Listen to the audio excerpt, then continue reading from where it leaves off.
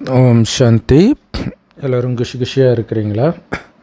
26/1/2025 happy republic டே. எல்லோருக்கும் குடியரசு தின நல்வாழ்த்துக்கள். ஸோ அவ்யக்த முரளி பார்க்க போகிறோம். ஸோ இந்த முரளியுடைய ஒரிஜினல் டேட்டு 15/12/2003. பாப்தாதா சொல்கிறாங்க, பாபாவை பிரத்யக்ஷப்படுத்தணும் அப்படின்னா சாதாரணத்தன்மையே இருக்கக்கூடாது.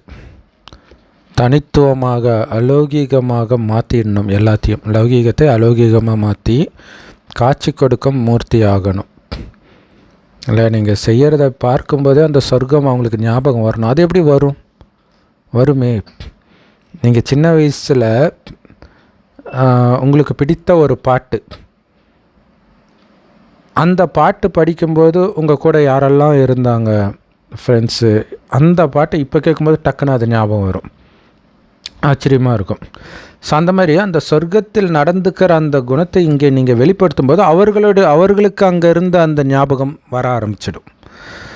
ஸோ அப்போ இதை வெளிப்படுத்திய பாபாவும் அவங்களுக்கு ஞாபகம் வர ஆரம்பிப்பார்.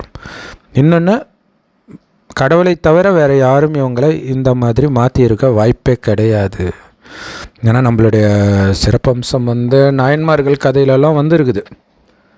அதெல்லாம் இப்போ நம்ம பண்ணுறோன்றது அவங்களுக்கு ஆச்சரியத்தை கொடுக்கும். இன்னைக்கு பாப்தாதா 3 வகையான பாக்கியத்தின் நட்சத்திரங்கள் ஒவ்வொரு பிராமண குழந்தையின் நெற்றியிலும் ஜொலிக்கிறத பார்க்குறார்.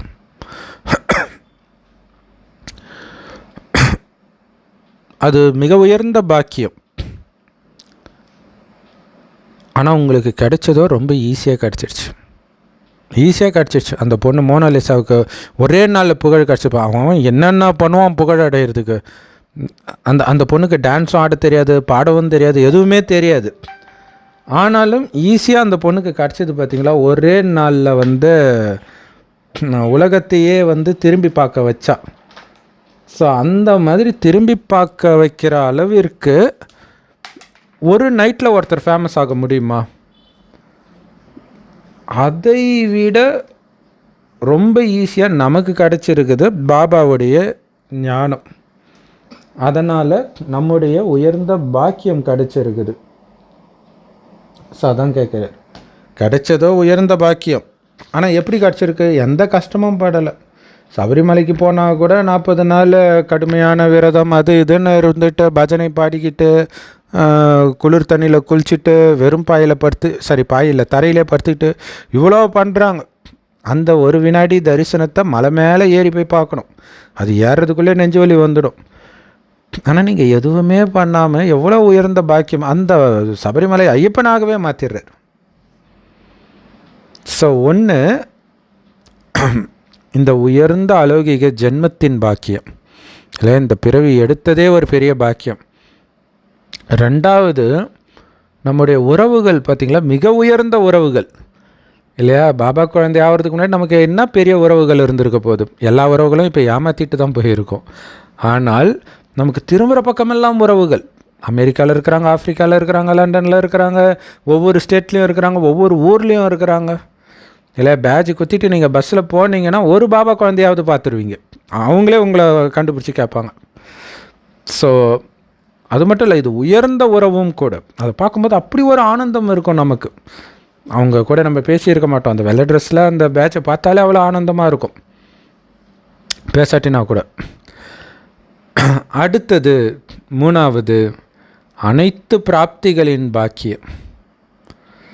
ஸோ இந்த 3 பாக்கியத்தின் 3 விதமான பாக்கிய நட்சத்திரங்கள் ஜொலிக்கிறத பார்த்து பாப்தாதாவுக்கு சந்தோஷமாகுது. நமக்கு எப்படி பாபா குழந்தைய பார்த்தா சந்தோஷமாகுதோ, பாபா குழந்தைங்க நெத்தியில் இருக்கிற இந்த பாக்கிய ரேகையை பார்த்து பாபா சந்தோஷப்படுறார். இல்லை, ஒரு அப்பா அம்மாவுக்கு தன் குழந்தை பொழைச்சிக்குவான் அப்படின்னு தெரிஞ்சாலே அந்த அப்பா அம்மாவுக்கு சந்தோஷமாயிடும் இல்லையா? அந்த மாதிரி நாம் மிகப்பெரிய பாக்கியத்தை உருவாக்குறோம். எல்லா நேரத்திலையும் ஜொலிக்க ஆரம்பிச்சிருச்சுனே பாபாவுக்கு சந்தோஷமாயிடுது. ஸோ உங்களுடைய ஜென்மத்தின் பாக்கியத்தை பாருங்கள். அப்பா மூலமாக பாக்கியத்தை வழங்குகிற வள்ளல் மூலமாக எடுக்கப்பட்ட ஜென்மம் இது. இல்லையா? சிவன் நெத்தியிலிருந்து பிறந்தார் முருகன், இல்லையா? டைரெக்டாக கடவுள் மூலமாக நம்ம பிறந்திருக்கிறோம். பாக்கியத்தை வழங்குகிற வள்ளலுக்கு பிறந்திருக்கிறோம். அப்புறம் பாக்கியத்திற்கா குறைவு? 1 2 எவ்வளோ? அந்த லிஸ்ட்டை போட்டால் அது பாட்டுக்கு போய்கிட்டே இருக்கும், எழுதி முடிக்க முடியாது. ஸோ உங்களுக்கு ஜென்மம் கொடுத்தவரே பாக்கியத்தை வழங்குகிற வள்ளல் அப்படின்னா உங்களுடைய ஜென்மம் எவ்வளவு உயர்ந்தது, எவ்வளவு ஆன்மீகமானது, இல்லையா? இந்த ஜென்மத்தைக்கு தான் மகிமை. இந்த இயேசு பிறந்த நாள் கொண்டாடுறதா இருக்கட்டும், பிள்ளையார் பிறந்த நாள், அம்மன் பிறந்த நாள், சரஸ்வதி பூஜை, ஆயுத பூஜை, கிருஷ்ண ஜெயந்தி எல்லாமே சொர்க்கத்தில் அவங்க பிறந்தது கிடையாது. இப்போ பாபாவுக்கு நாம் பிறக்கிறதுடைய மகிமை தான். ஸோ உங்கள் எல்லோருக்கும் இந்த ஜென்மத்தின் பாக்கியத்தின் சந்தோஷமும் போதையும் இருக்குது தானே? அது கூடவே உங்களுடைய உறவுகளுடைய விசேஷத்தை பாருங்களாம். முழு கல்பத்திலும் இந்த மாதிரி உறவுகள் வேற யாருக்கும் அமையாது. அதுவும் எல்லா உறவுகளும் ஒருவரோடு வைக்கிறோம், இல்லையா? ஒன்று பிராமண பரிவாரம், அது எல்லாமே சகோதர உறவு மட்டும்தான். ஆனால் பாபாவோட சகல உறவும் வைக்கிறோம். அப்பா, கணவன், மனைவி, குழந்தை, தாத்தா, பாட்டி, பேரன், என்ன எத்தனை உறவு இருக்குது, சகோதரன், சகோதரி, ஃப்ரெண்டு எல்லாமே. ஸோ விசேஷ ஆத்மாக்களாகிய உங்களுக்குத்தான் 3 உறவுகளும் ஒருவரில் கிடைச்சிருக்குது. அப்பா, டீச்சர், சத்குரு உறவு. பிராமண ஆத்மாக்களாகிய உங்களை தவிர வேற யாருக்கும் இந்த 3 உறவும் ஒருவரிடம் அமையாது, இல்லையா? அப்பா டீச்சர் கூட அமையலான்னு வச்சுக்கோங்களாம். அப்பாவே டீச்சராக இருக்கலாம், அது கூட எல்லா சப்ஜெக்டும் எடுக்க மாட்டார், கடைசி வரைக்கும் எடுக்க மாட்டார், ஏதோ ஒரு கிளாஸில் எடுப்பார். ஆனால் சத்குரு பார்ட்டு எல்லாத்தையும் மறந்து அடுத்து அழைச்சிட்டு போகிறது அடுத்த ஜென்மத்திற்கு. அதை யாரும் பண்ண முடியாது. அப்பாவையே மறக்கிறத எப்படி அப்பாவே கற்றுக் கொடுக்க முடியும்? ஆனால் நம்ம அப்பா கற்றுக் கொடுக்குறாரு. அதனால தான் 3 உறவும் ஒரே இடத்துல இருக்குது. ஆனால் லௌகீக அப்பாவை மறக்க கற்றுக் கொடுக்குறாரு, அவரை கிடையாது. ஸோ இது அனுபவம் ஆகுது தானே உங்களுக்கு? தந்தையின் உறவில் என்ன கொடுக்குறாரு? ஆஸ்தியை கொடுக்குறார். கூடவே உங்களை பாலனையும் பண்ணுறார். அந்த ஆஸ்தியை கொடுக்குற வரைக்கும், இல்லையா? ஒரு பொண்ணை வளர்த்து ஒரு பையனுக்கு கல்யாணம் பண்ணி கொடுக்குறாங்க. ஒரு விதத்தில் பொண்ணுக்கு அது ஆஸ்தி, அதேமாதிரி பையனுக்கு பொண்ணு ஆஸ்தி. ஆனால் அதை அடைவதற்கு முன்பு வளர்க்குறாங்க, பாலனை பண்ணுறாங்க, இல்லையா? ஏன்னா அந்த பெண் எந்த குணமாக வளர்றாலோ அதற்கேற்ற பையன்தான், அதே மாதிரி பையன் என்ன குணமாக இருக்கிறானோ அதற்கேற்ற பொண்ணு தான். ஸோ நம்ம அதற்கு பாலனையும் பண்ணுறார். அந்த ஆஸ்தியை, மகாலட்சுமியை திருமணம் பண்ணுறதுக்கு, மகாவிஷ்ணுவை திருமணம் பண்ணுறதுக்கு நம்மை தகுதியும் படுத்துறார். பாருங்க உங்கள் ஆஸ்தியை, எவ்வளோ உயர்ந்த ஆஸ்தி, எவ்வளோ அழிவற்ற ஆஸ்தி. என்ன முடியுமா அந்த ஆஸ்தியை? 21 பிறவி நீங்கள் அனுபவிக்க போகிற ஆஸ்தியை. உலக மக்கள் கடவுள் தான் எனக்கு படி அளக்கிறாருன்னு சொல்கிறாங்க. ஆனால் நீங்கள் நிச்சய புத்தியோடையும் போதையோடையும் சொல்கிறீங்க அந்த கடவுளே நேரடியாக எங்களை பாலனை பண்ணுறாருன்றீங்க. அவங்க ஒரு குருட்டு நம்பிக்கையில் சும்மா வாய் வார்த்தையில் சொல்கிறாங்க அவர் தான்ப்பா எல்லாருக்கும் படி அளக்கிறாருன்னு. நிஜமாகவே எங்களை அவர் தான் வளர்க்குறாரு அப்படின்னு போதையாக சொல்கிறீங்க. அந்த போதை இருக்குதா? கடவுள் வளர்க்குறாரு எங்களைன்ட்டு. இந்த மாதிரி பாலனை வேறு யாருக்கு கிடைக்கும்? இயேசுவை கடவுள் வளர்த்தாரா? அட கிருஷ்ணரை கூட கடவுள் வளர்த்தாரா? நம்மளை தான் வளர்க்குறார் சங்கம் யுகத்தில். ஸோ கடவுளுடைய பாலனை, கடவுளுடைய அன்பு, கடவுளுடைய ஆஸ்தி யாருக்கு கிடைக்கும் உங்களை விட்டா? நேரடியாக கடவுளுடைய அன்பு நிரந்தரமாக கிடைக்கிது. அவங்களுக்கெல்லாம் பக்தியில் ஒரு வினாடி காட்சி கிடைச்சிருக்கும். ஞான சம்பந்தருக்கு ஞானப்பால் ஊட்டுனாங்க அப்படின்னு சொல்லுவாங்க. நமக்கு தினம் தினம் ஞானப்பால் ஊட்டுறார். இது யாருக்கு கிடைக்கும்? அவங்க எல்லாரையும் விட நீங்கள் தான் போதையின் உச்சத்தில் இருக்கணும். துக்கத்தின் உச்சத்தில் உலகம் போகும் பொழுது சுகத்தின் உச்சத்தை கற்றுக் கொடுக்குறாரு பாருங்க. இந்த நேரம் தானே தேவை, வெயிலில் தானே நிழல் தேவை, அப்படி கொடுக்குறார். குரானில் போட்டிருக்கோம், இறைவனை நிராகரிப்பவர்களுக்கு நிரந்தர நரகத்தீயில் தள்ளப்படுவார்கள், இறைவனின் வழிப்படி நடப்பவர்களுக்கு அடர்ந்த நிழல் இருக்கும்ன்றாங்க. அதாவது சோலைவனம், அங்கே வெயிலே படாத மாதிரி அவ்வளோ மரங்கள் அந்த மாதிரி சொல்லப்பட்டிருக்குது. மொத்தத்தில் அங்கே கடும் வெயிலே இருக்காது. ஆக்சுவலாக வெளிநாட்டில் பார்த்திங்கன்னா சில நாடுகளில், நம்ம ஊர்லலாம் டீ கடை எப்படி இருக்கும், உள்ளே போய் தான் டீ குடிப்போம் இல்லையா. இதுக்கு முன்னாடி வெளில குடித்தாங்க, இப்போ உள்ளேயே குடிக்கிற மாதிரிலாம் வச்சுருப்பாங்க. அவங்க வெளியில் ஈசி சேர் போட்டு வச்சுருக்கிறாங்க. ஏன்னா சூரியன் வரும்போது ஹாயாக படுத்துக்கிட்டு டீ குடிக்கிறாங்க. ஸோ வெயில் பார்க்குறது அவங்களுக்கு அவ்வளோ அபூர்வமாக இருக்குது. ஆனால் நமக்கு அந்த மாதிரியும் இருக்காது, கொளுத்துற வெயிலும் இருக்காது, வசந்த காலமாக இருக்கும்.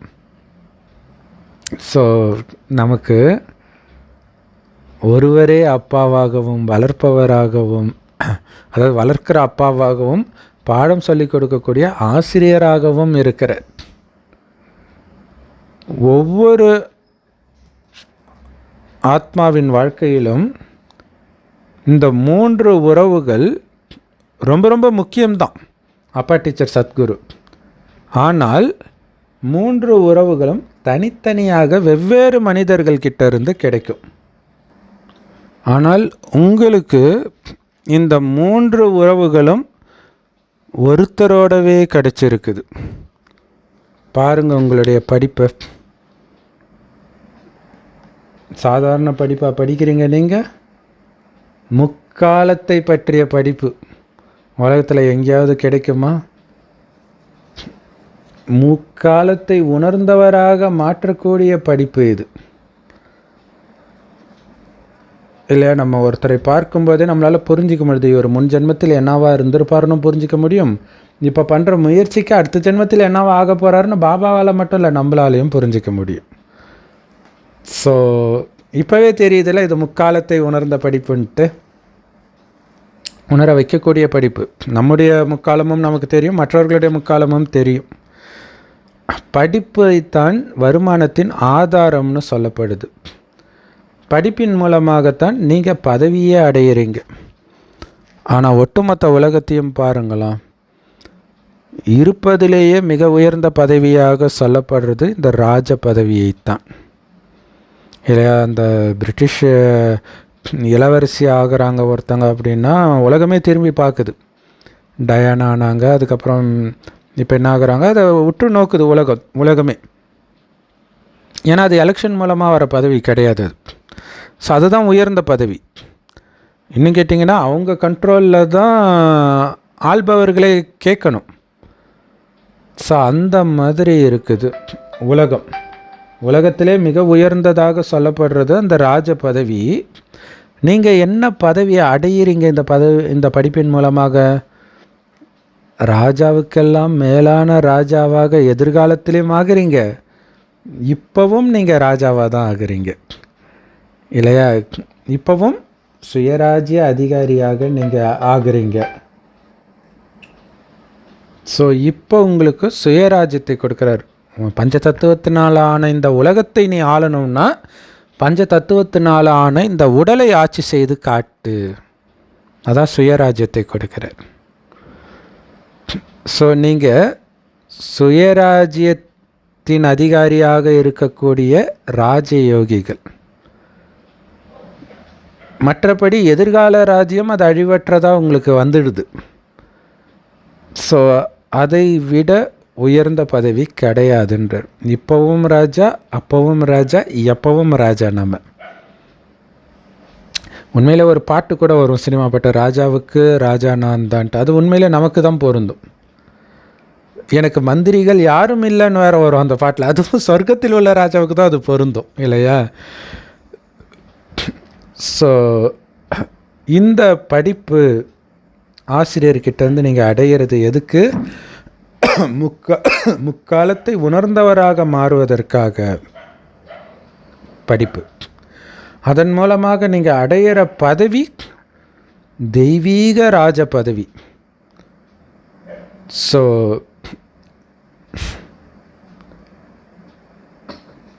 ஆசிரியரோடு உங்களுக்கு இருக்கிற இந்த பந்தம் பிராமண ஜென்மத்தை தவிர வேற ஒரு பொழுதும் உங்களுக்கு எப்பவுமே வந்தது கிடையாது.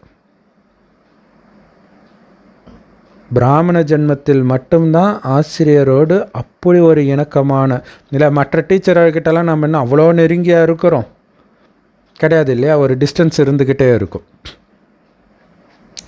ஸோ அதுவும் என்ன மாதிரி பதவி, உலகத்திலே மிகப்பெரிய ராஜாதி ராஜாவாக ஆக்குறார், முக்காலத்தை உணர்ந்தவராக வேற ஆக்குறார். ஸோ இந்த மாதிரி ஆசிரியரோடு 24 மணி நேரமும் இருக்கிறோம். ரொம்ப முக்கியமானது. இப்போ ரெசிடென்ஷியல் படிப்பு இந்த நிறைய படிப்பு இருக்குது. அதில் எந்த படிப்பாக வேணாலும் இருக்கட்டுமே. இப்போ டாக்டர் படிப்பு ரெசிடென்ஷியல் தான் படிப்பாங்க. அதுக்காக என்ன டீச்சர் அவங்க கூடவே இருக்கிறாங்க எப்பவும்? ஆனால் பாபா எப்பவுமே கூடவே இருக்கிறார்.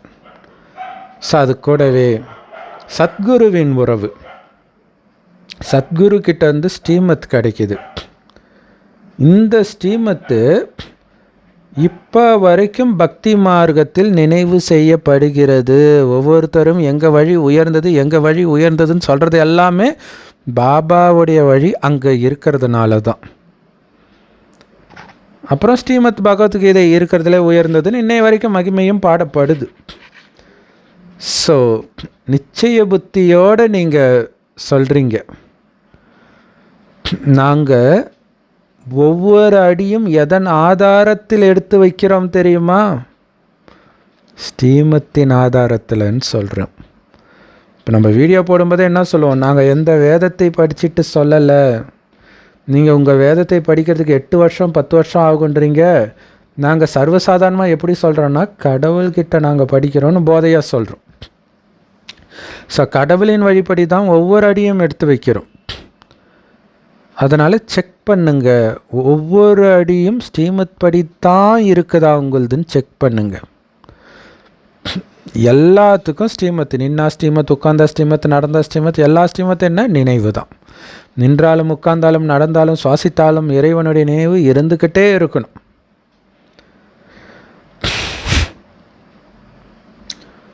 அது சாதாரண பாக்கியமா? கடவுள்கிட்ட வழியை பெறுவது, நேரடியாக கடவுள்கிட்டே வழிபடுறது. மக்கள் எங்கே போய் வழி நியாயம் இதெல்லாம் கேட்க முடியும்? கடவுள்கிட்ட தான் கிடைக்கும். அப்பா அம்மா சொல்கிற வழியும் தப்பாக இருக்குது, டீச்சர் சொல்கிற வழியும் தப்பாக இருக்குது, குருமார்கள் கற்றுக் கொடுக்குற வழியும் தப்பாக இருக்குது. ஆனால் கடவுளே அப்பா டீச்சர் குருவாக இருந்தால் எல்லாருமே சொல்லுவாங்களே, அது கடவுள் விட்ட வழி கடவுளுக்கு தான் தெரியும். இப்போ அவரே வழி கொடுக்குறாருன்னா அவர்கிட்ட வழி பெறக்கூடிய பாக்கியம் சாதாரண பாக்கியமா? இல்லை இதில் நிறைய சிவன் கோயில் கோபுரத்தில் சிவன் ஒரு மரத்தடியில் உட்காந்துட்டு ஞானம் சொல்லுவார். கீழே முனிவர்கள் உட்காந்து கேட்பாங்க. அப்படியே ஒரு ஏக்கமாக பார்த்துருப்போம் பக்தியில். ஆடாடா, அதுவே நாம தானா? இப்போ தான் அது நடக்குதா? அப்போ அது எவ்வளோ பெரிய பாக்கியம் கடவுள்கிட்ட படிக்கிறது.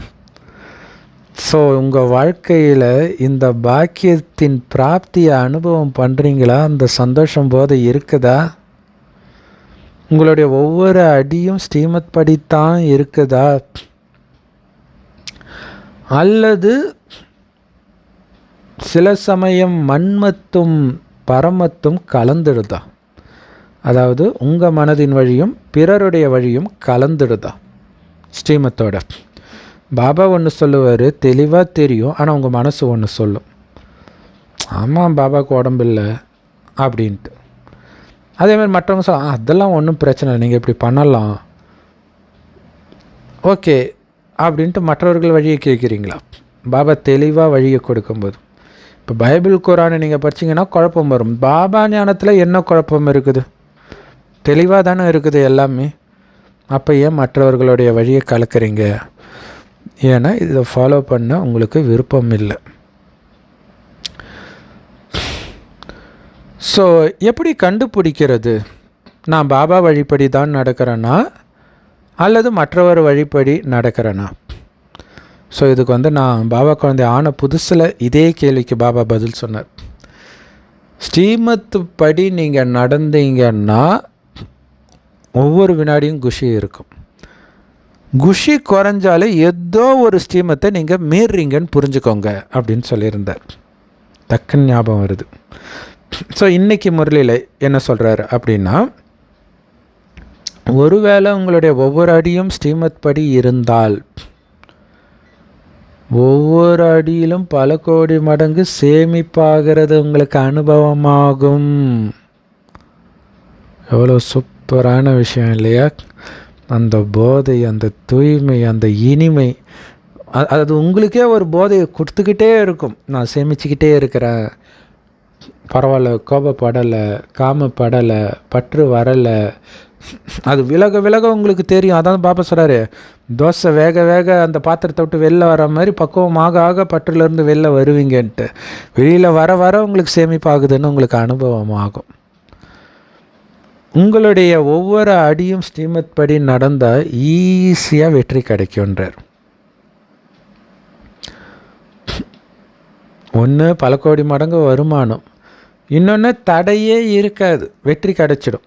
தடை வருதுனாலே ஸ்ரீமத்தை எங்கேயோ கோட்டை விட்டுட்டீங்கன்னு அர்த்தம். மாயா வரும், ஆனால் உங்களுக்கு அது தடையாக அனுபவம் ஆகாது. அது ஒரு வழிகாட்டின மாதிரி, டைரக்ஷன். இந்த பக்கம் போங்க, இந்த பக்கம் மதுரை, இந்த பக்கம் கன்னியாகுமரி, அப்படி இருக்குது இல்லையா? அந்த மாதிரி நம்மளை ஒரு பக்கம் திருப்பி விடுறதா தான் இருக்கும். ஸோ ஸ்ரீமத் படி நடந்தால் ஈஸியாக வெற்றி கிடைக்கும். கூடவே சத்குரு கிட்ட இருந்து ஆசீர்வாதங்களின் சுரங்கத்தையே பிராப்தியாக அடைஞ்சிட்டீங்க. தங்கம் இல்லை, தங்க சுரங்கமே உங்களுக்கு சொந்தமாயிடுச்சு. அந்த மாதிரி ஆசீர்வாதங்களின் சுரங்கமே பிராப்தி அடைஞ்சிட்டீங்க இல்லையா? அவர் கூடவே வச்சுக்கிட்டிங்கன்னா எல்லா ஆசீர்வாதம். அதனால தான் இப்படி ஒரு நினைக்க சொல்லுவாங்க, பாப் தாதா தலையில் கை வச்சுக்கிட்டே இருக்காரு. என்ன தலையில் கை வைக்கிறார்? ஆசீர்வாதம் கொடுக்குறாரு. என்ன ஆசீர்வாதம்? அந்தந்த சூழ்நிலைக்கு என்னென்ன தேவையோ அந்தந்த ஆசீர்வாதம். கவனமாக இருக்கிறீங்களா? என் நினைவிலே இருன்னு ஆசீர்வாதம் கொடுக்குறார். கோபப்படக்கூடிய சூழ்நிலை இருக்குதா? ஃபுல்லாக பவர்ஃபுல்லான அமைதியான வாயுமண்டலத்தை உருவாக்குன்ற ஆசீர்வாதத்தை கொடுக்குறார். ஸோ அந்தந்த நேரத்தில் என்ன பண்ணணுமோ அதை ஆசீர்வாதமாக கொடுத்துட்டா என்ன ஆகும்? கஷ்டப்பட வேண்டியிருக்காது, ஈஸியாக அனுபவமாகும்.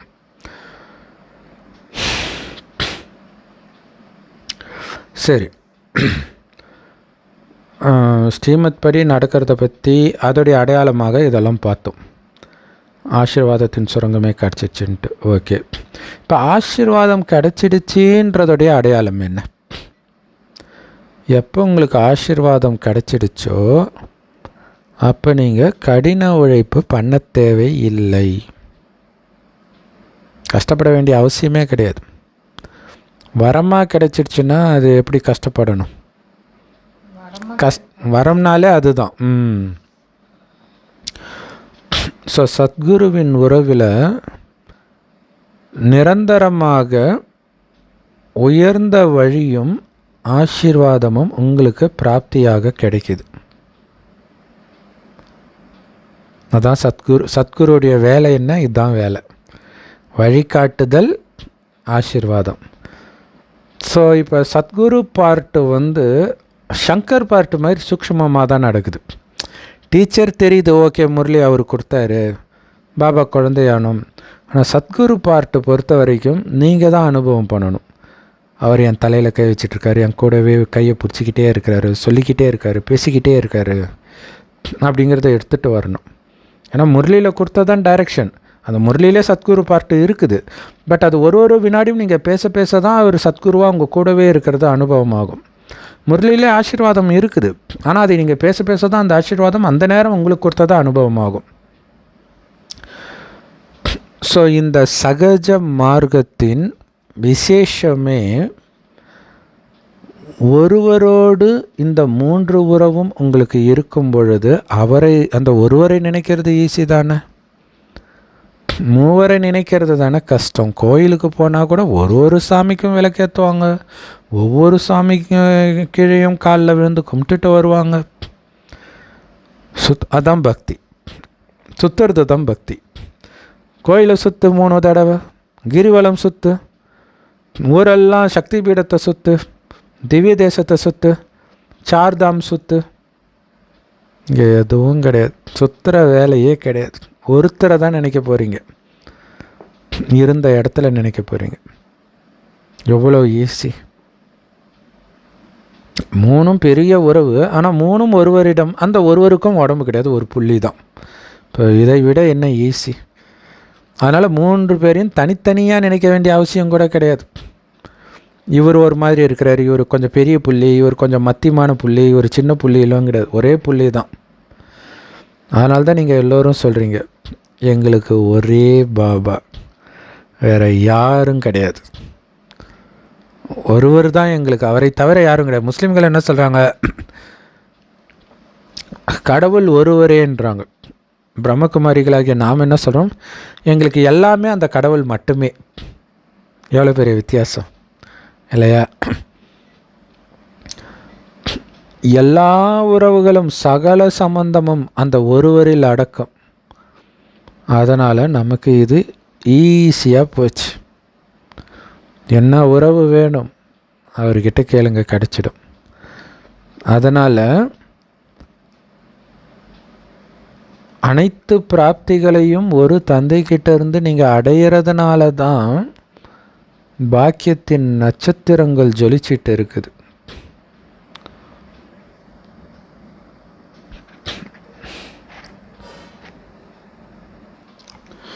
மூன்றாவது நட்சத்திரம் பாக்கிய நட்சத்திரம், அனைத்து பிராப்திகளின் பாக்கிய நட்சத்திரம். ஒரு விஷயம் சொல்லுவாங்க, அது நம்முடைய நினைவார்த்தம். அது என்னன்னா, பிராமணர்களின் பண்டாராவில் ஒரு குறையும் இருக்காது அப்படின்னு சொல்லுவாங்களாம். இல்லையா? பிராமணர்கள், அந்த லௌகிக பிராமணர்களுக்கே பார்த்திங்கன்னா, அவங்க கோயிலில் இருப்பாங்க, அவங்களுக்குன்ட்டு ஒவ்வொரு அரசாங்கமும் நிதி ஒதுக்கும், எல்லா மதத்துலேயுமே அந்த கடவுளுக்குன்னு இருக்கிறவங்களுக்கு. அப்படி இருக்கும்போது உங்களுடைய பண்டாராவை யோசித்து பாருங்கள், கஜானாக்களை, பொக்கிஷ கஜானாக்களை யோசித்து பாருங்கள். இந்த மாதிரி பொக்கிஷங்களும் அல்லது அனைத்து பிராப்திகளும் வேற யார்கிட்ட இருந்தாவது கிடைக்குமா? உங்கள் இதயத்திலிருந்து என்னோட பாபான்னு சொன்னால் போதும், உங்கள் முன்னாடி அந்த பொக்கிஷம் வந்துடுது. ஸோ அதனால் எப்போவுமே இந்த உயர்ந்த பாக்கியம் உங்கள் நினைவில் நிரந்தரமாக இருக்கட்டும். இது உங்களுக்குள்ள வரிசை கிரமமாக இருக்குது. ஒவ்வொரு குழந்தையும் கோடியில் ஒரு குழந்தை தான். சூப்பராக அடிச்சார் பார்த்தீங்களா? ஏன்னா பாபா குழந்தைங்களுக்குள்ள சமஸ்காரம் முதல் மனஸ்தாபம்லாம் இருக்கும் இல்லையா? அதை நீக்கிறதுக்கு இது ஒன்று ஞாபகம் வச்சுக்கிட்டா போதும். அது சாதாரண குழந்தை இல்லை, கோடியில் ஒரு குழந்தை. அதனால் எல்லா குழந்தைகளையும் பாபா வரிசைக்கிரமமாக இருக்க விரும்பலை, முதல் வரிசையில் இருக்க விரும்புகிறார். நம்பர் 1 இருக்க விரும்புகிறார். நம்பர் வைஸாக இருக்க விரும்பலை, நம்பர் வாரியாக இருக்க விரும்பலை.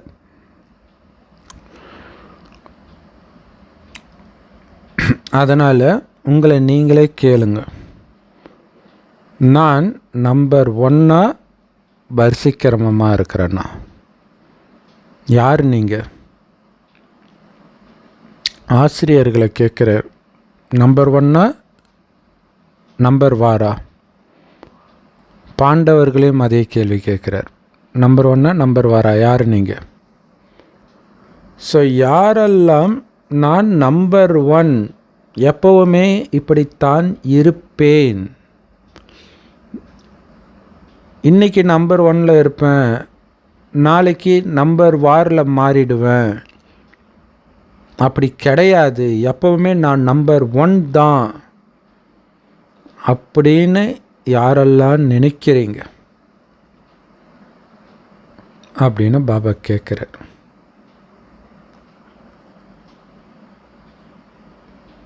ஸோ யாரெல்லாம் அப்படி இருக்கிறீங்க, எப்பவுமே நான் நம்பர் 1, இன்றைக்கும் சரி என்றைக்கும் சரி, யாருக்கு அந்த அளவுக்கு நிச்சய புத்தி இருக்குது, நான் பிரம்மா பாபாவை ஃபாலோ பண்ணுறதுல நம்பர் 1 எப்பவுமே நிரந்தரமாக நான் நம்பர் 1ஆக தான் இருப்பேன் அப்படிங்கிறவங்க கையை தூக்குங்கன்ற. ஸோ கை தூக்கி இருப்பாங்க இல்லையா? அப்படியா நம்பர் 1ல இருக்கிறீங்க? சும்மா சொன்னேன்னு கை தூக்காதீங்க, நல்லா யோசித்து பிறகு கை தூக்குங்கன்ற. கையை தூக்குறவங்க நல்ல உயரமாக கை தூக்குங்க. பாதி தான் கை தூக்குறீங்கன்னா என்ன அர்த்தம்? நீங்கள் அறகுறையாக இருக்கிறீங்கன்னு அர்த்தம். நிறைய பேர் கை தூக்கி இருக்கிறீங்க பாருங்க. தாதி பார்க்குறீங்களா அவங்களெல்லாம்?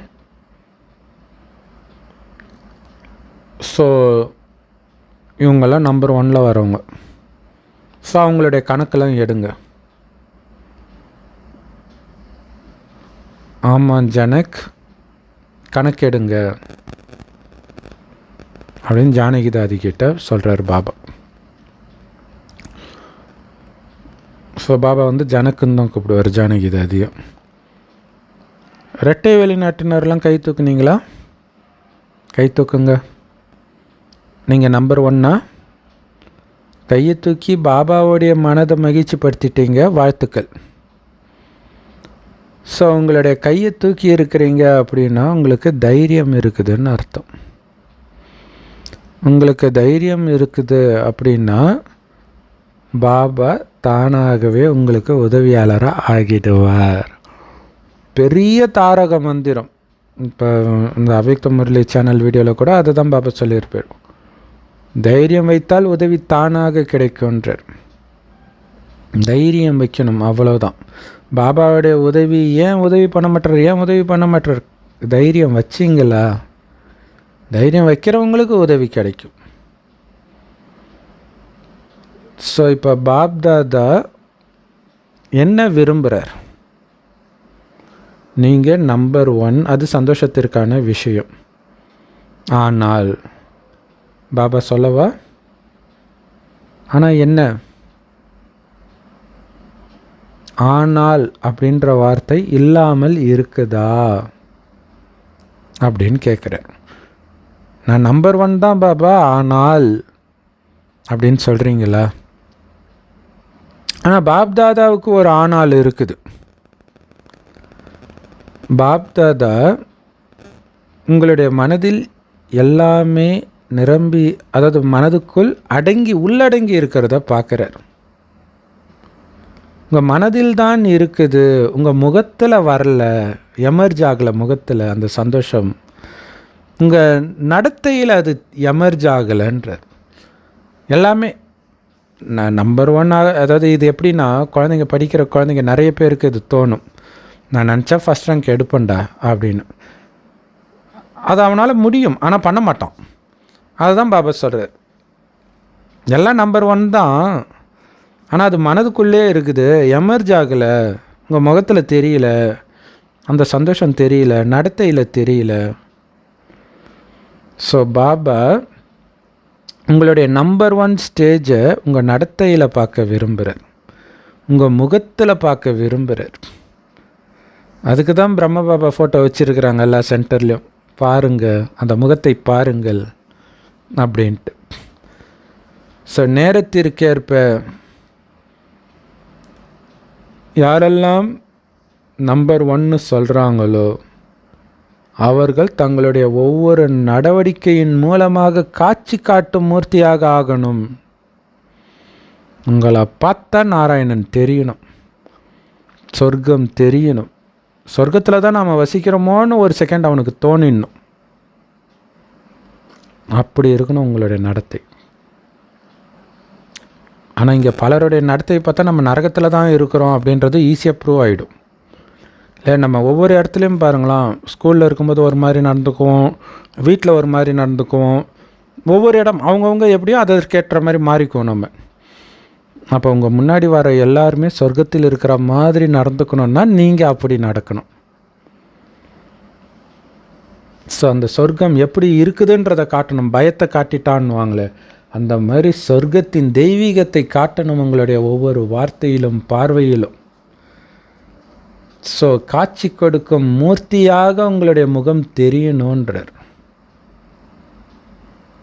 நீங்கள் உங்களை பார்த்தாலே அந்த அம்மனை பார்த்த மாதிரி, மகாலட்சுமியை பார்த்த மாதிரி, நாராயணனை பார்த்த மாதிரி அவங்களுக்கு அனுபவம் ஆகணும்.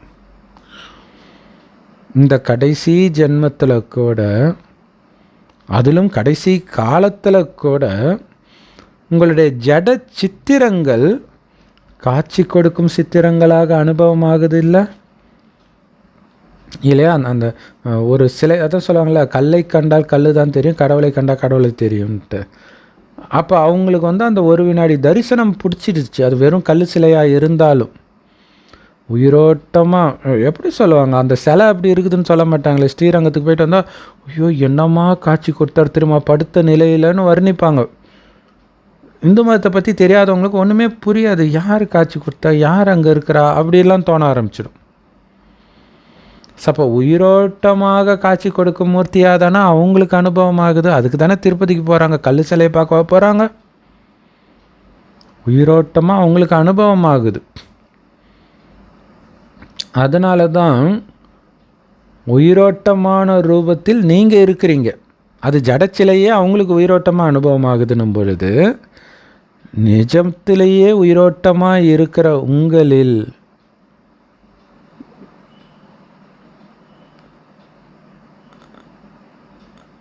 உங்களில் இல்லை, உயிரோட்டமாக இருக்கும் பொழுது, அந்த பிரம்மா பாபா சாக்கார ரூபத்தில் இருக்கும் பொழுது நீங்கள் பார்த்தீங்க இல்லை, அவரை பார்க்கும்போது அந்த நாராயணன் தெரிந்தார்ல. எப்படி அந்த நாராயணன் சிலையை பார்த்தால் ஒரிஜினல் நாராயணன் நிறைய பேருக்கு காட்சி காட்சிதோ, அதே மாதிரி பிரம்மாவை உயிரோட்டமாக பார்க்கும்போது நிறைய பேருக்கு கிருஷ்ணருடைய காட்சி காட்சிது.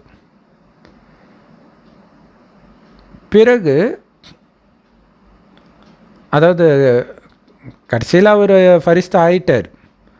ஆனால் சாக்கார ரூபத்தில் இருக்கும் பொழுதே நீங்கள் எதை பார்த்தீர்கள்? சாதாரணமாக தெரிந்தாரா? அவருடைய கடைசி 84வது பிறவியில், கடைசி காலத்தில் 60 வயதையும் கடந்த நிலையிலையும் ஆரம்பத்திலேருந்து, ஏன்னா 60 வயசில் தான் அவர் பிறக்கிறாரே பாபாவுக்கு குழந்தையா. அப்போ எப்போ பாபா குழந்தையானாரோ அந்த தொடக்கத்திலிருந்து இறுதி வரைக்கும் அவரை காட்சி கொடுக்கும் மூர்த்தியாகத்தான் நீங்கள் பார்த்தீங்க, அனுபவம் பண்ணீங்க தானே. சாக்கார ரூபத்திலே இந்த அனுபவம் ஆச்சு தானே. ஸோ நம்பர் 1 நாங்கள் இருக்கிறோம் அப்படின்னு கையை தூக்குனீங்க பார்த்தீங்களா? உங்கள் எல்லோருக்கும் அதே மாதிரி அனுபவம் ஆகணும் மற்றவர்கள் உங்களை பார்த்தால். ஸோ இதை டிவியில் ரெக்கார்ட் பண்ணியாச்சு தானே பாபா கேட்குறார். ஸோ பாப்தாதா உங்கள் ஃபைலை பார்ப்பார். யாரெல்லாம் கையை தூக்குனீங்க அவங்கெல்லாம் உண்மையிலே நம்பர் 1 தான் இருக்கிறாங்களா பிரம்மா பாபாவை ஃபாலோ பண்ணுறதுல அப்படின்னு பார்ப்பார். ஸோ பாபா கிட்ட ஒரு ஃபைல் இருக்குது தெரியும் தானே. அதனால் இப்பொழுதுல இருந்து உங்களுடைய ஒவ்வொரு நடவடிக்கையும் இந்த நம்பர் 1 அனுபவம் ஆகணும். எல்லோருக்கும் காட்சி கொடுக்கும் மூர்த்தியாகத்தான் உங்களுடைய ஒவ்வொரு நடத்தையும் இருக்கணும். அதுக்கு நாராயணனாகவே சொர்க்கத்திலேயே இருக்கிற உணர்விலேயே நீங்கள் ஒவ்வொரு காரியத்தையும் செய்யணும். சாதாரணம் அப்படிங்கிற ஒன்றே இருக்கக்கூடாது உங்களுக்குள்ள. செய்கிற காரியம் சாதாரணமான காரியமாக இருக்கலாம், எது வேணாலும் பண்ணுங்க. நீங்கள் பிஸ்னஸ் பண்ணுங்கள், இல்லை வேறு ஏதாவது பண்ணுங்கள். நீங்கள் டாக்டராக வேலை செய்யலாம், லாயராக வேலை செய்யலாம், எது வேணாலும் பண்ணுங்கள். அதே மாதிரி எங்கே வேணாலும் நீங்கள் மற்றவர்களுடைய தொடர்பில் வரலாம், அல்லது ஒரு உறவுகளை உருவாக்கலாம். ஆனால் அவர்கள் அனைவரும் உங்கள் நடத்தையின் மூலமாக நீங்கள் அலௌகிகமானவர்னு அனுபவமாகணும். இதுதான் முக்கியமான விஷயம். இவர் சாதாரணமான ஆள் கிடையாதுப்பா அப்படின்னு அனுபவம் ஆகணும் அவங்களுக்கு. அதை லட்சியமாக வைத்து நீங்கள் நடந்துக்கணும் இல்லையா? இவர் சாதாரண டாக்டர் கிடையாது, சாதாரண பிஸ்னஸ்மேன் கிடையாது, இவர் அதுக்கும் மேலே தனியாக தெரிகிறாரு. அது அனுபவம் ஆகணும். அல்லது உங்களை சாதாரணமாக புரிஞ்சுக்கிறீங்களா? லௌகிக மனிதர்களும் அப்படித்தானே இருக்கிறாங்கன்னு சொல்கிறீங்களா? நான் மட்டுமா வக்கீலாக இருக்கிறேன், நான் மட்டுமா டாக்டராக இருக்கிறேன் அப்படி நினைக்கிறீங்களா? நீங்கள் செய்கிற வேலையின் விசேஷம் கிடையாது, உங்களுடைய வாழ்க்கையே விசேஷமாக இருக்கணும். அந்த விசேஷத்தன்மை அந்த வேலையில் தெரியணும். ஸோ இது நல்ல வியாபாரம், அவர் நல்ல லாயர், நல்ல டைரக்டர், அந்த மாதிரி நிறைய பேர் இருக்கிறாங்க. ஸோ விசேஷ ஆத்மாக்களுடைய புஸ்தகம் கூட இருக்குது, அவங்களுடைய பெயர்கள் கொண்ட புஸ்தகம். ஸோ நிறைய பேருடைய பெயர்கள் அதில் இருக்குது. இவர் இந்த விசேஷ காரியத்தை பண்ணார், அவர் இந்த விசேஷ காரியத்தை பண்ணார் அப்படின்னு சொல்லி இல்லையா? அது அந்த ஏதோ ஒன்று வரும், வருடத்திற்கு கிரேட்டஸ்ட் பர்சனாலிட்டி அப்படின்லாம் வரும்.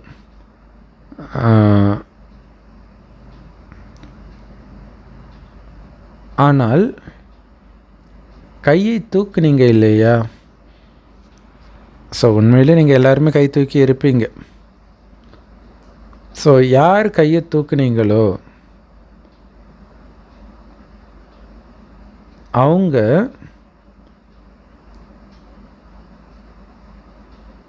மற்றவர்களையும் எழுப்பணும். சாதாரணமாக நீங்கள் தெரியக்கூடாது, உங்களுடைய நடத்தையில் ஒரு மிகப்பெரிய மாற்றத்தை அவங்க பார்க்கணுன்றார். அது இன்னும் வெளிப்படலைன்றார்.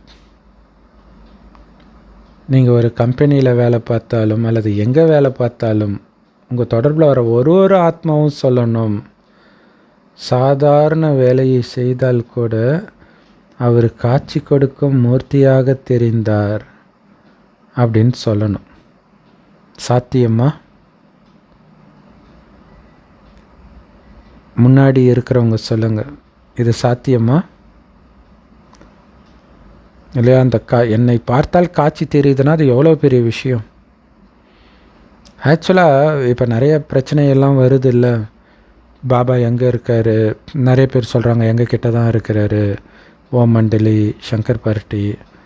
ஸோ பாபா சொல்லியிருக்கிறார் காட்சி காட்டுற சாவி என்கிட்ட தான் இருக்குதுன்றார். அப்போ அவரை தவிர யாரையும் நீங்கள் நினைக்காமல் அவருடைய ஸ்ரீமத் படியே ஒரு அடியும் எடுத்து வைக்கிறீங்க அப்படின்னா உங்கள் மூலமாக காட்சி காட்டுவார். அப்போ அலறி அடிச்சுட்டு ஓடி ஆடுவாங்க எல்லோரும் இந்த பக்கம். ஒரு செகண்டு தான் அந்த சாவி போடுறதுக்கு. அதான் சாவி என்கிட்ட இருக்குதுன்னா என்ன அர்த்தம்? ஒரு செகண்ட் போட்டாருன்னா டம்மால் காட்சி காட்டுற பாட்டு ஸ்டார்ட் ஆகிடும். அதுக்கு உங்களை தயார்படுத்துகிறார் பாபா. இது சாத்தியமா? ஸோ ரிசல்ட்டு பார்க்கும்பொழுது அந்த அளவுக்கு இது நடக்கிற மாதிரி தெரியலையே. ரொம்ப ரொம்ப ரொம்ப ரொம்ப ரொம்ப சாதாரணமாக தான் உங்களுடைய காரியங்கள்லாம் இருக்குது. ஒரு விசேஷமான காரியம் செய்யும்போது ஓகே, நீங்கள் விசேஷமாக கவனம் கொடுக்குறீங்க, அப்போ அது தெரியுது. அது சினிமாவில் நடிக்கிறவங்க கூட அதை பண்ணுவாங்க. ராமாயணத்தில் ராமர் நடிக்கிறத பார்த்தா நமக்கே ஆச்சரியமாக இருக்கும், என்னடா உண்மையிலே ஆத்மனூரில் இவர் பேசுகிறாரான்ட்டு. ஸோ அந்த மாதிரி விசேஷமான காரியத்தில் நீங்கள் விசேஷ கவனம் வைக்கிறது அது ஓகே, அது தெரியுது. ஆனால் நீங்கள் செய்கிற சாதாரண காரியத்தில் கூட அது தெரியணும். தனியாக இருக்கும்போது தெரியணும். நீங்கள் யார் மேலே அதிகாரம் செலுத்துகிறீங்களோ அவங்க கூட இருக்கும்போது அது தெரியணும். உங்கள் மேலே அதிகாரம் செலுத்துகிறவங்க இருக்கும்போது நீங்கள் அடக்கி வாசிப்பீங்க, அது பெரிய விஷயம் கிடையாது. உங்கள் கணவன்கிட்ட இருக்கும்போது, உங்கள் மனைவி கிட்ட இருக்கும்போது, உங்கள் குழந்தைகிட்ட இருக்கும்போது, உங்கள் அப்பா அம்மா கிட்ட இருக்கும்போது அது தெரியணும். உங்களுக்கு கீழே வேலை பார்க்குறவங்க கிட்ட இருக்கும்போது அது தெரியணும். ஸோ எப்படியோ பாபா மேலே உங்களுக்கு அன்பு இருக்குது தானே? எத்தனை சதவீதம்? ஆசிரியர்கள் கை தூக்குங்க. நிறைய ஆசிரியர்கள் வந்திருக்கிறீங்க. இது சாத்தியமா? சில சமயம் சாதாரணமாகவும் சில சமயம் விசேஷமாகவும் இருக்கிறீங்களா?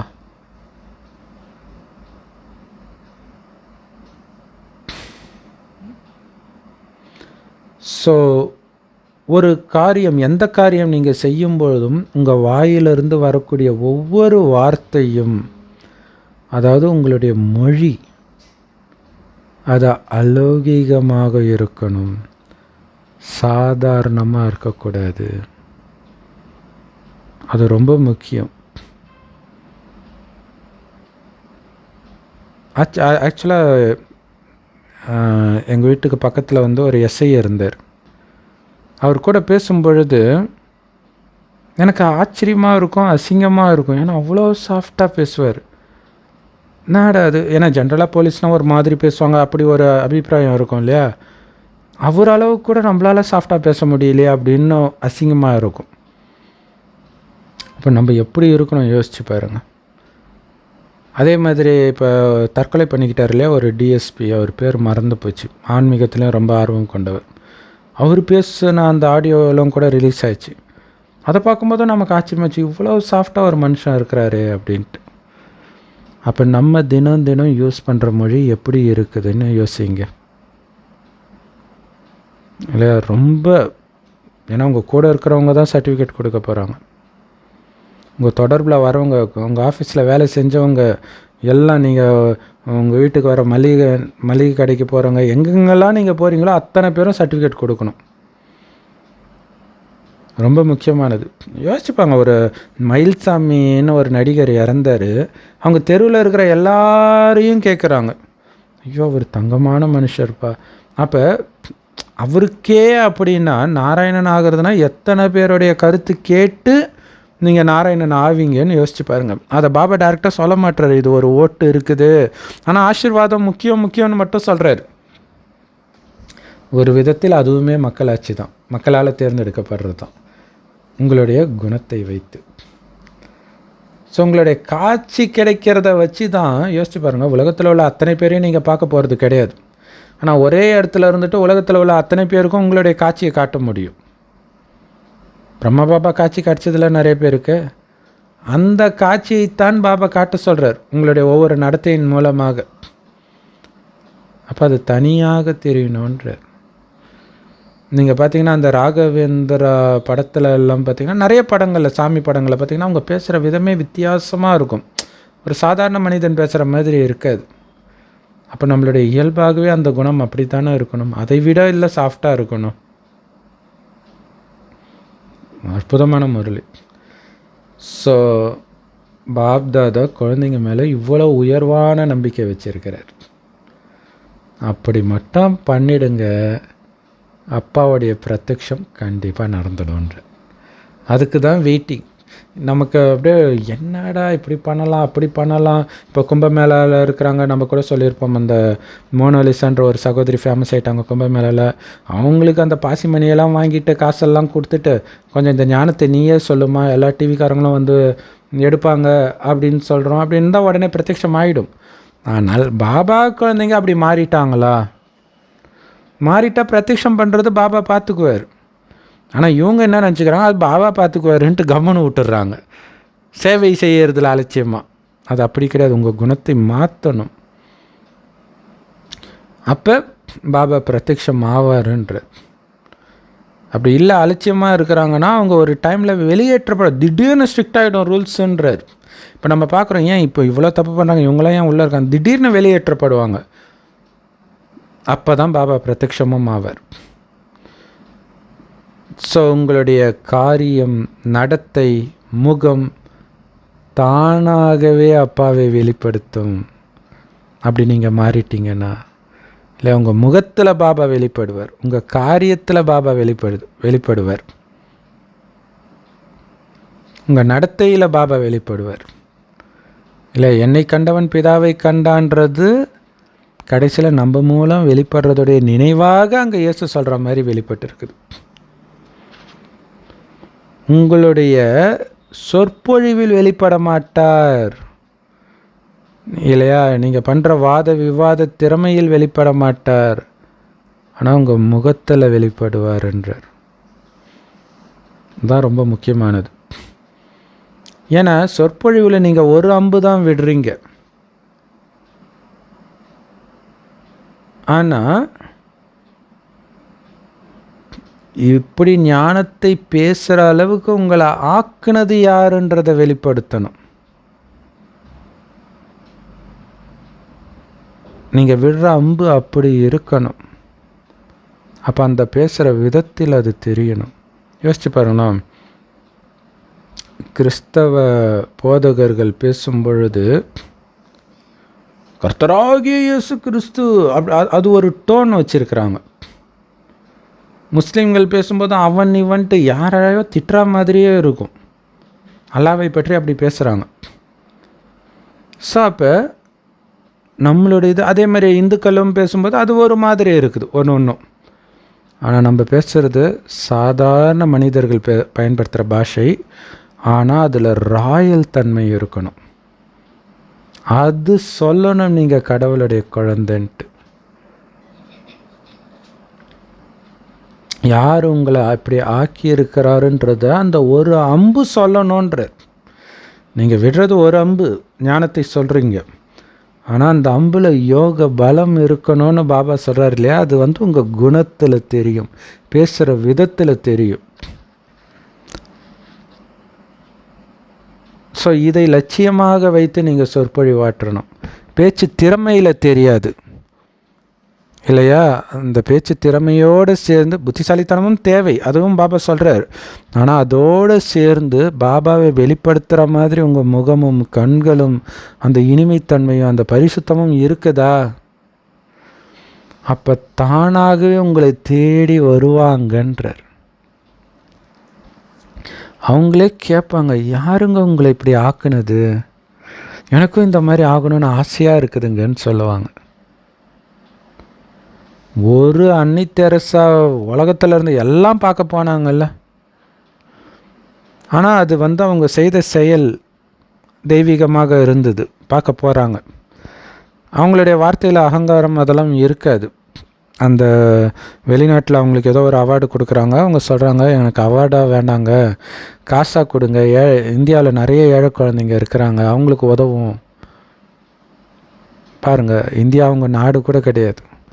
ஸோ அந்த தாய்மை உணர்வு அவங்கள தேடி எல்லாரையும் பிடிச்சி இழுக்குதுன்னா நாம் எப்படி இருக்கணும்னு யோசிச்சு பாருங்கள். உங்களை இப்படி ஆக்குனது யாருன்னு அவங்க கேட்கணுன்றார்.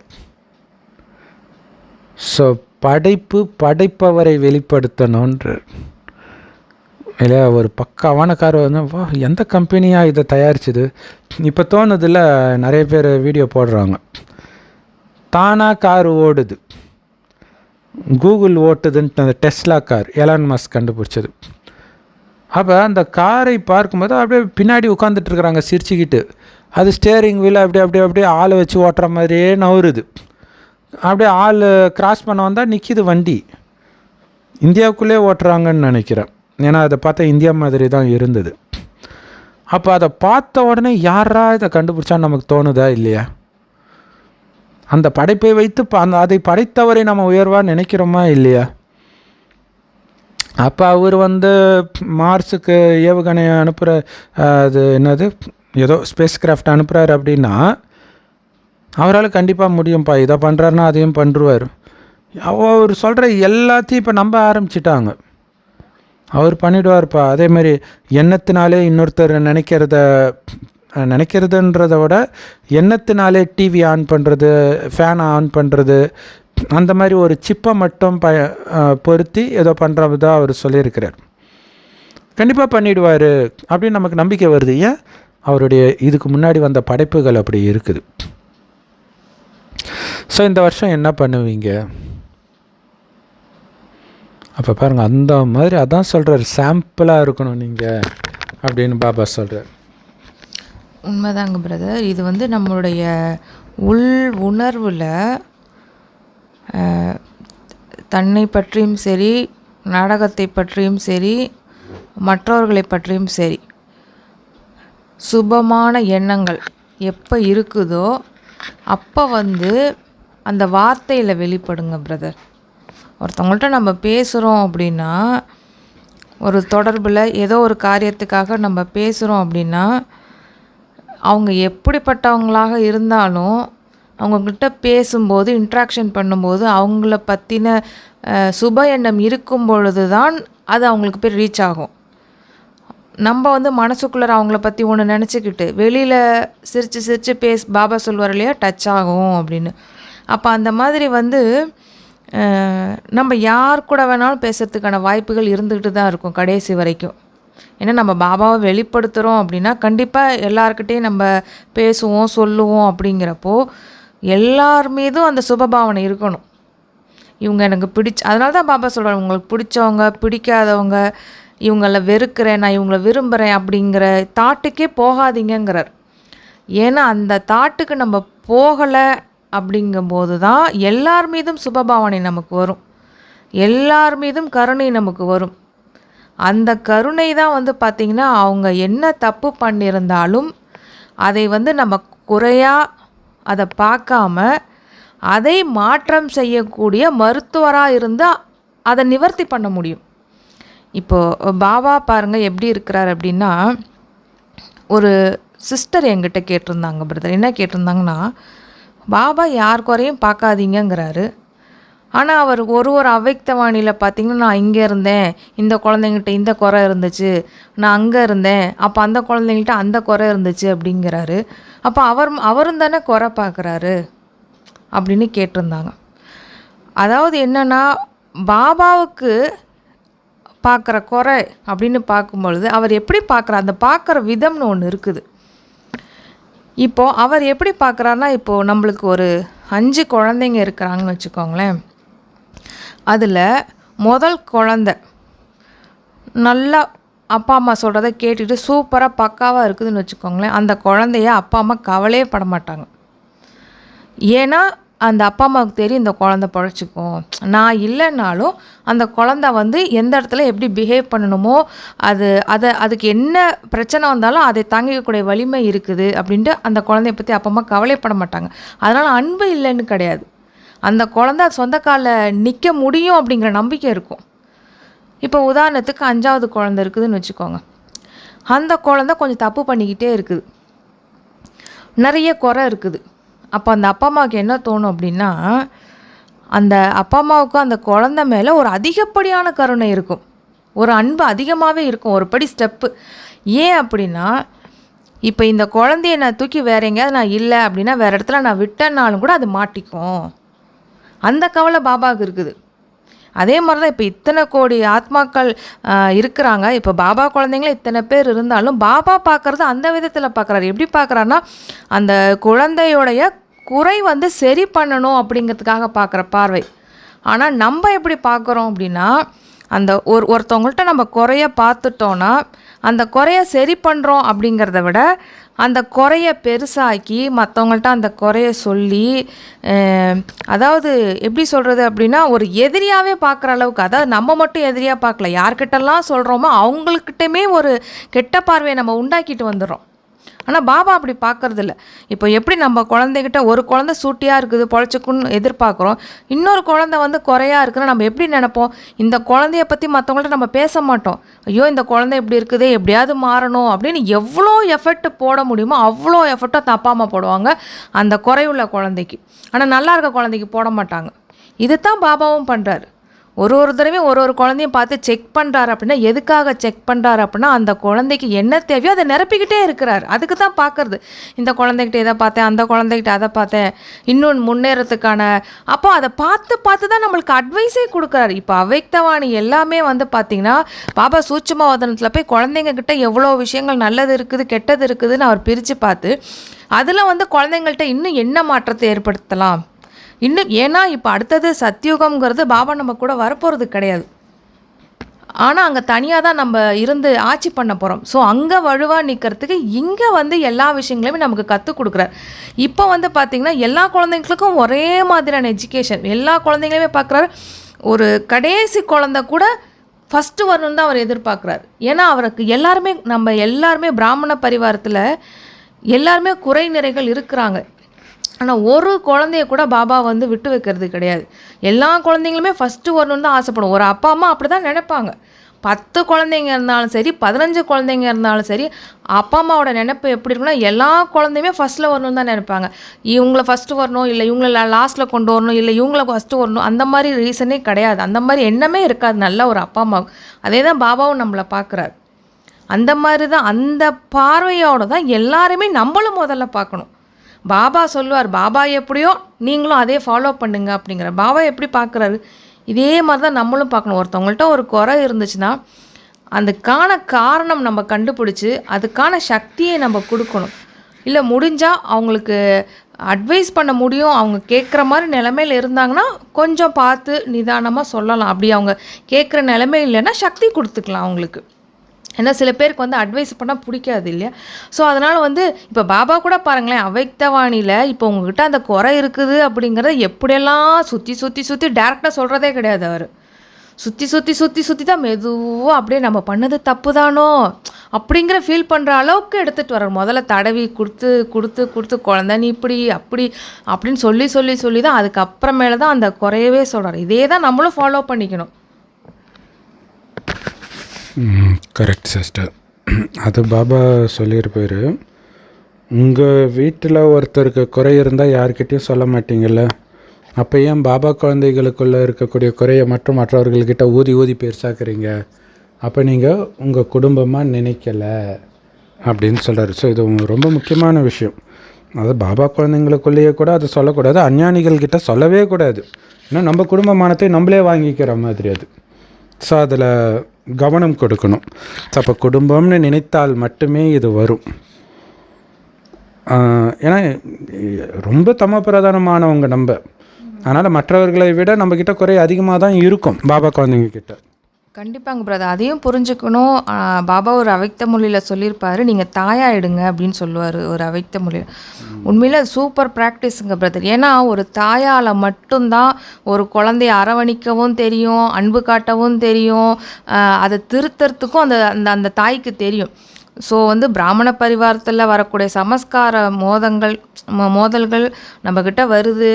நம்மளே ஒரு மாதிரியாக பேசினாலும் சரி, இல்லை மற்றவங்கள அதை பார்த்தாலும் சரி, நம்மளோட குழந்தைகளாக பார்க்கும்போது மட்டும்தான் அவங்க வெளியில், அதாவது இப்போ தேகாபிமானம்ங்கிறது எல்லார்கிட்டே இருக்குது. அப்போ அதை பார்க்கும்போது அதை நம்ம பெருசுப்படுத்தாமல் சரி நம்ம குழந்தைக்கு இந்த ஒரு பிரச்சனை இருந்தால் அதை நம்ம எப்படி ட்ரீட் பண்ணுவோம் அப்படிங்கிறத தான் ஃபஸ்ட்டு நம்ம யோசிக்கணும். அப்போ முதல்ல நம்ம என்ன எண்ணம் வைக்கணும், ஐயோ அந்த குழந்தை அதுலேருந்து வெளில வரணும். ஏன்னா இப்போது ஒரு குழந்தை வந்து ஒரு பிரச்சனையில் மாட்டிகிட்டு இருக்குதுன்னு வச்சுக்கோங்களேன், இந்த பிரச்சனை நமக்குமே வந்திருக்கும், ஆரம்ப காலத்தில் நமக்குமே இருந்திருக்கும். அதை நம்ம யோசித்து பார்க்கணும். நம்ம இப்படி தானே குறையா இருந்தோம். இப்போ தேகாபிமானம் நான் அப்படிங்கிற விஷயத்தில் நம்ம இப்படி தானே மாட்டிக்கிட்டு புரண்டுக்கிட்டு அழுதுகிட்டு கஷ்டப்பட்டு இருந்தோம். இப்போ அதே தானே அந்த குழந்தையும் மாட்டிக்கிட்டு இருக்குது.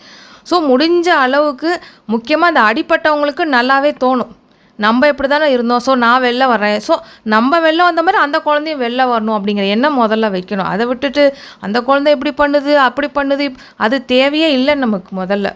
ஏன்னா பாபா சொல்லியிருக்காரு, இருக்கிறதுலே முதல் கிரிமினலே நம்ம தான் அப்படிங்கிறார். உங்களை மாற்றிட்டா உலகத்தையே மாற்றிடலாம் அப்படிங்கிறார். ஸோ நம்ம தான் நம்பர் 1 பாவி. இதில் மற்றவங்கள குறை சொல்கிறதுக்கு எதுவுமே கிடையாது. அப்படி குறை நம்மளுக்கு கண்ணுக்கு பாபா சொல்கிற மற்றவங்க குறை உங்களுக்கு பெருசாக தெரிஞ்சுன்னா நீங்கள் தான் குறையா இருக்கீங்க, திருத்திக்கோங்கிறார். அதையும் பாபா சொல்கிறார் நம்மக்கிட்ட.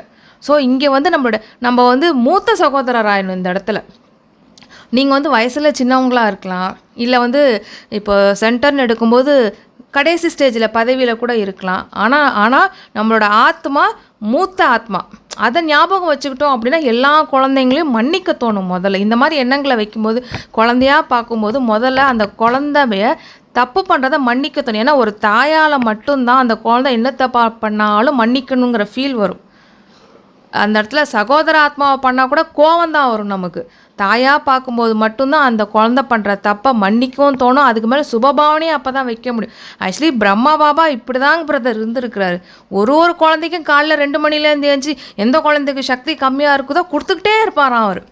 அப்போ எவ்வளோ ஒரு கருணை உள்ளம் பாருங்க. ஒரு ஆண் உடல்ல இருந்தாலும் எல்லா குழந்தைங்களுக்கும் என்ன தேவையோ போய் சேரணுன்ட்டு எவ்வளோ ஒரு மூத்த சகோதரராகவும் ஒரு தாயாகவும் எப்படி வளர்த்துருக்காரு பாருங்க குழந்தைங்கள அவர். பாபா என்ன சொல்றாரு? ஃபாலோ ஃபாதர்ன்னு தான் சொல்றாரு. அதை தான் நம்மளும் ஃபாலோ பண்ணணும். மற்றவங்க ஃபாலோ பண்ணுறாங்களோ இல்லையோ நம்ம ஃபாலோ பண்ணணும். முதல்ல நம்ம ஃபாலோ பண்ணிக்கலாம். Correct sister.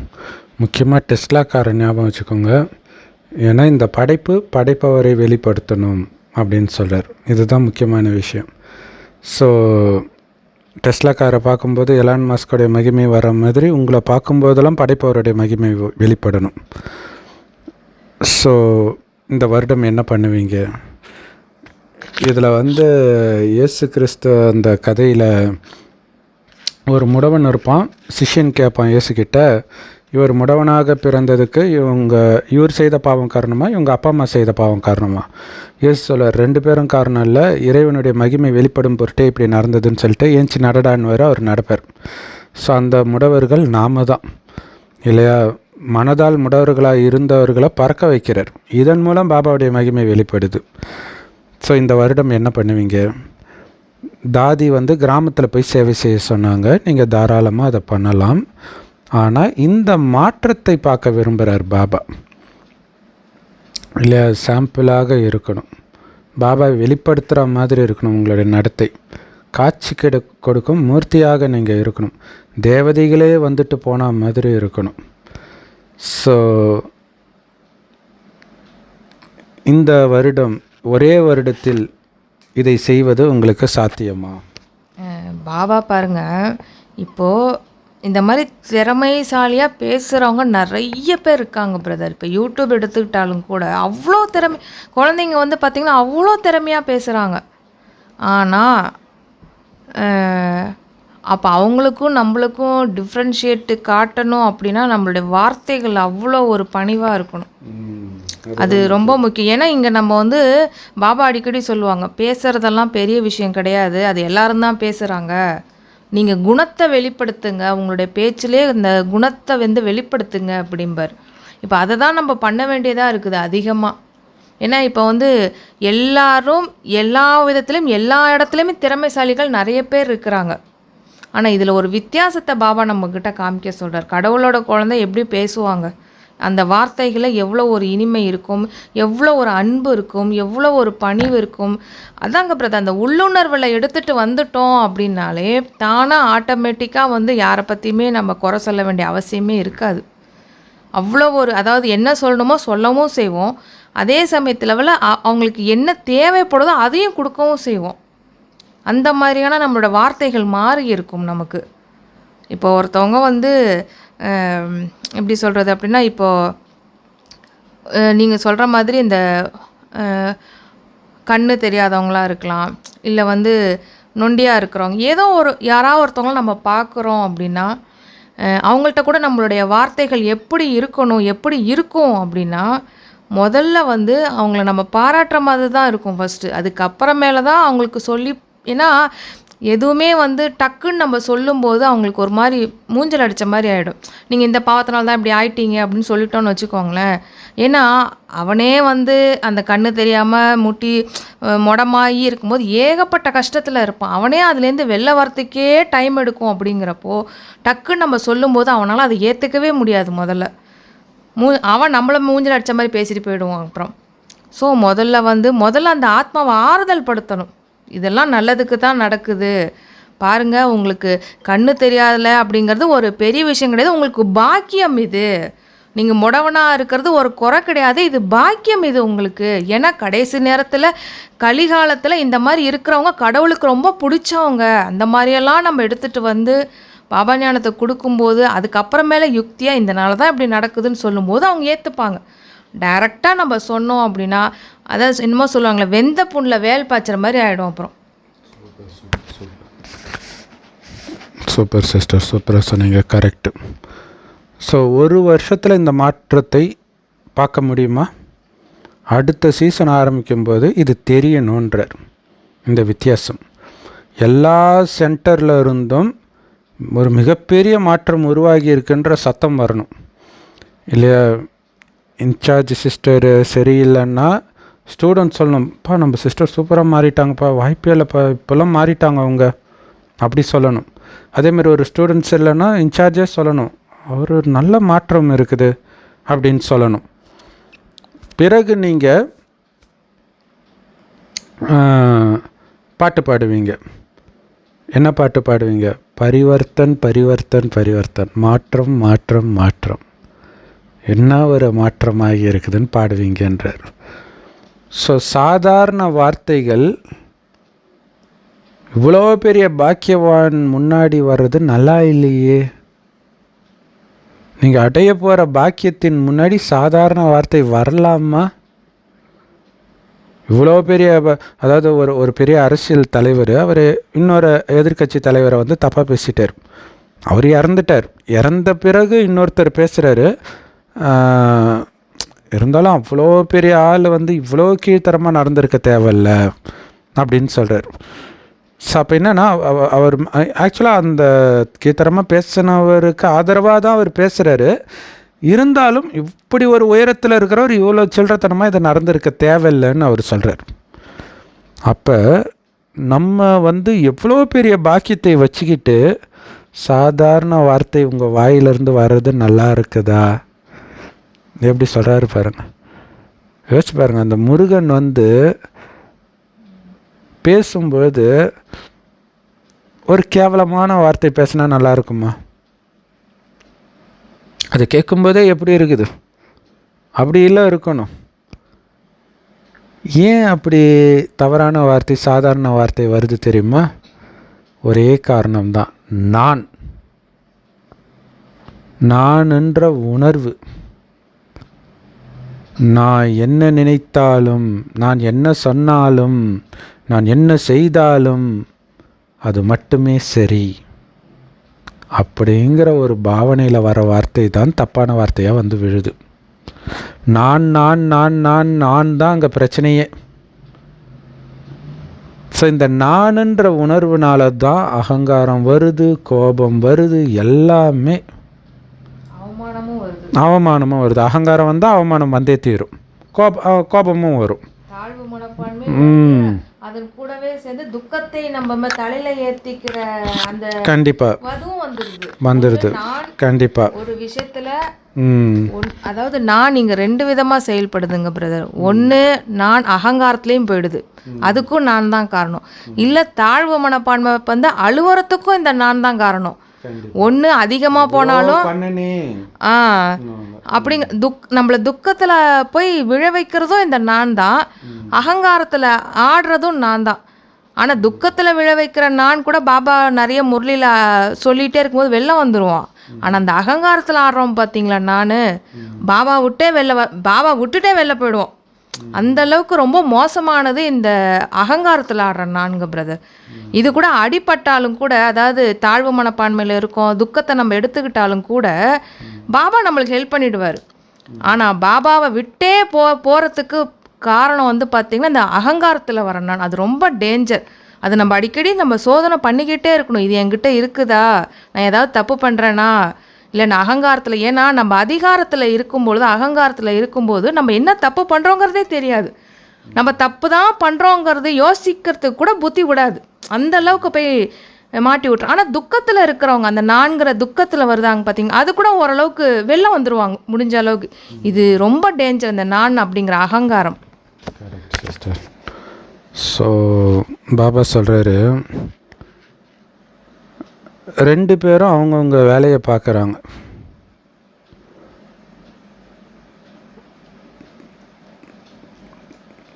ஸோ இந்த 2 பேருன்றது அகங்காரத்தையும் கோபத்தையும் சொல்கிறாரா அல்லது பாபாவையும் தாதாவையும் சொல்கிறாரான்னு தெரியல. ஸோ மற்றபடி நீங்கள் எது பண்ணி இருந்தாலும் அது பாபா உங்களுக்கு கொடுத்த புனிதமான பிரசாதம். உங்கள் திறமையினால் பண்ணிடுங்க, இல்லை ஸ்தூல பலத்தினால பண்ணுங்க, எல்லாமே பாபா உங்களுக்கு கொடுத்த விசேஷன்றது அவர் கொடுத்த பிரசாதம்.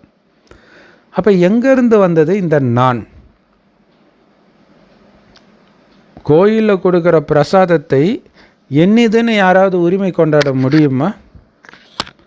இல்லை, ஒரு பிரசாதம் செய்கிறாங்கன்னா ஆளுக்கு தேங்காய் வாங்கி கொடுப்பாங்க, இது கொடுப்பாங்க, ஆனால் எல்லாத்தையும் கலந்து தான் ஒரு பிரசாதம் செய்வாங்க.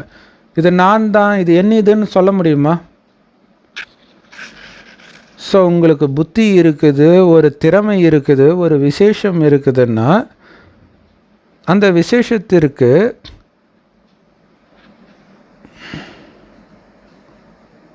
ஸோ எதுவாக இருந்தாலும் உங்களுக்கு கொடுத்தது பாப்தாதா தான். அதில் நான்ன்ற உணர்வை எடுத்துகிட்டு வராதிங்க. பாபா கொடுத்தாருன்னு நீங்கள் நன்றி தான் தெரிவிக்கணும். இல்லை, என்னையும் ஒரு ராமர் பாலம் கட்டுறதுக்கு அணிலும் ஒரு குழாங்கல் கொடுத்தா மாதிரி என்னையும் பயன்படுத்தினார், அந்த பாக்கியத்தை எனக்கு கொடுத்தாரு, இல்லை இதை பண்ணக்கூடிய பாக்கியத்தை எனக்கு கொடுங்கன்னு ராமாயணத்தில் அடிக்கடி நிறைய பேர் சொல்லுவாங்க. ஸோ அதனால் நானுன்ற உணர்வு வரக்கூடாது. இந்த நானுன்ற உணர்வை முடியுங்க. ரொம்ப சூக்ஷ்மமாக இருக்குது இந்த நானுன்ற உணர்வு, அபிமானம். அலௌகிக்க வாழ்க்கையில் இந்த நானுன்ற உணர்வு இருக்குது பாருங்க, அது உங்களை காட்சி கொடுக்கும் மூர்த்தியாக ஆக விடாது. அந்த சமீபமாக இறந்து போன பிரம்மஸ்ரீ நித்யானந்தா அடிக்கடி சொல்லுவார், ஆன்மீகனா நானுன்றதே அழிக்கணும், தன்னையே அழிக்கிறதுன்னுவார். ஸோ அது கரெக்டு தான் இல்லையா? நானுன்றதை அழிக்கணும். ஸோ அது இருக்கிற வரைக்கும் உங்களால் காட்சி கொடுக்க முடியாதுன்றார். இதுதான் ஒரு பெரிய விஷயம் தெரியுமா? என்னென்னா, நிறைய பேருக்கு நமக்கு தோணி இருக்கும், நம்ம குடும்பத்தில் உள்ளவங்களுக்கெல்லாம் நான் யாருன்னு கடைசியில் தெரியணும், காட்சி கிடைக்கும்போது கதறணும். ஆனால் அந்த நேரத்தில் நானுன்றதே நீங்கள் மறந்தால் தான் அது நடக்கும். அது இருக்கிற வரைக்கும் அது நடக்காது. அதுதான் பெரிய ஆச்சரியமே இங்கே. கண்டிப்பாக நிறைய சோதனை படும்போது அவங்களுக்கு தோணும். ஆனால் அந்த உணர்வே, நானுன்ற உணர்வே மறந்து அவங்க யாருன்றதே மறக்கும்போது தான் அந்த காட்சியே கிடைக்கும். அவங்க என்னுடைய அப்பா அம்மா கணவன் மனைவி குழந்தைன்ற உணர்வு இருக்கிற வரைக்கும் அது கிடைக்காது. ஸோ தாதிகள் என்ன நினைக்கிறீங்க? இந்த மாற்றம் சாத்தியமா? ஸோ மும்மூர்த்திகள் பேசுங்க. ஸோ 3 முக்கிய பிரதர்ஸ் மும்மூர்த்திகள்னு பாபா சொல்லுவார். ரமேஷ் பாய், நிர்வயர் பாய், பிரிஜ்மோகன் பாய். ஸோ மும்மூர்த்திகள் பேசுங்க. நீங்கள் 3 பேருமே விசேஷமானவர்கள் தானே? ஸோ நீங்கள் சொல்லுங்கள், சாத்தியமா? நல்லது. இப்போ இதற்கான கமாண்டர் ஆகுங்கன்றார். ஸோ கமாண்டர் அப்படின்னு என்ன அர்த்தம்? கமாண்ட் பண்ணுறவங்க, கட்டளையிடுபவர்கள் அப்படின்னு அர்த்தம். ஸோ இந்த மாற்றத்தை உங்களுக்குள்ளே கொண்டுட்டு வருவதில், நான் என்பதை அழிப்பதில் உங்களுக்கு நீங்கள் கமாண்டர் ஆகணும், மற்றவர்களுக்கு கிடையாது. ஸோ இந்த மாற்றத்தை உருவாக்கக்கூடிய கமாண்டர் ஆகுங்கள். ஸோ மதுபனை சார்ந்தவர்கள் இப்படி ஆவீங்களா? மதுபனை சார்ந்தவர்கள் கையை தூக்குங்க. மதுபனிலே வசிக்கிறவங்க. நல்லது. இப்படி ஆவீங்களா? மும்பையை சார்ந்தவர்கள் கையை உயர்த்துங்கள். ஸோ பார்லி சென்டரை சார்ந்த யோகினி பேகனும் அங்கே உட்காந்துட்டு இருந்தாங்களாம். மும்பையை சார்ந்தவர்கள் இப்படி ஆவீங்களா? நீங்கள் இப்படி ஆக போகிறீங்க அப்படின்னா கையை உயர்த்துங்க. டெல்லியை சார்ந்தவர்கள் கையை உயர்த்துங்கள். இல்லையா? நானுன்னு ஒன்று அழிக்கணும், அவ்வளோதானே. ஆசிரியர்கள் பேசுங்க. ஸோ டெல்லியை சார்ந்தவர்கள் இதை பண்ணுவீங்களா? ஆசிரியர்கள் பேசுங்க. கவனமாக மட்டும் இருக்கணும், அவ்வளவுதான். பாப்தாதா ஒவ்வொரு மாதமும் ரிப்போர்ட்டு கேட்பார். தைரியம் இருக்குது தானே? நல்லது. ஸோ இண்டோரை சார்ந்தவர்கள் கையை உயர்த்துங்க. இண்டோரை சார்ந்த டீச்சர்கள் கையை உயர்த்துங்க. ஆசிரியர்கள் இதை பண்ணுவீங்களா? இண்டோர் இதை செய்யுமா? கையை அசையுங்கள். செய்வோம்னா நீங்கள் எல்லோரும் கையை அசைக்கலையே, செய்வீங்களா? மற்றவர்களையும் செய்ய வைப்பீங்களா? தாதிகள் பாருங்க, நீங்கள் டிவியில் பார்க்குறீங்க. ஸோ குஜராத்தை சார்ந்தவர்கள் கையை உயர்த்துங்கள். குஜராத் இதை செய்யுமா?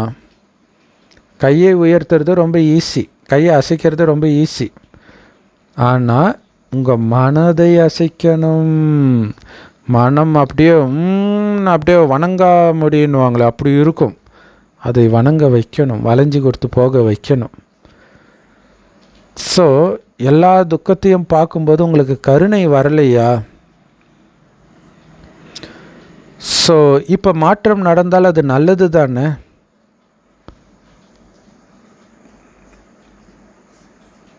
பிரத்யக்ஷதாவின் திட்டமாக உங்களுடைய ப்ராக்டிக்கல் வாழ்க்கை இருக்கணும். ஸோ மற்றபடி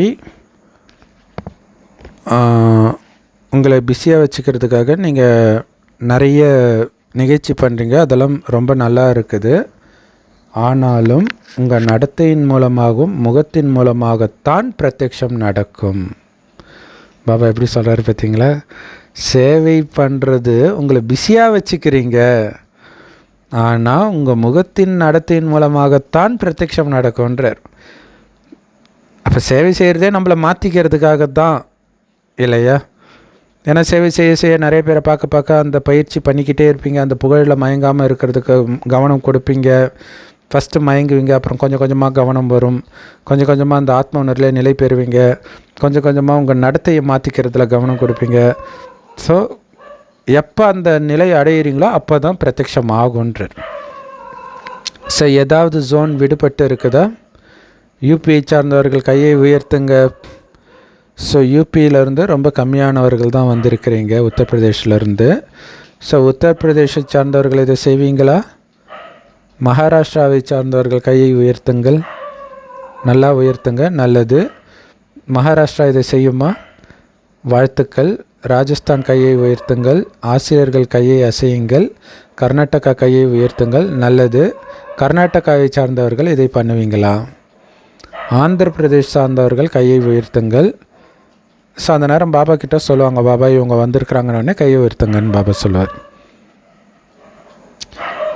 சரி, நாம் இந்த சின்ன உரையாடல் நிகழ்த்தினோம். இரட்டை வெளிநாட்டினர் கையை உயர்த்துங்கள்.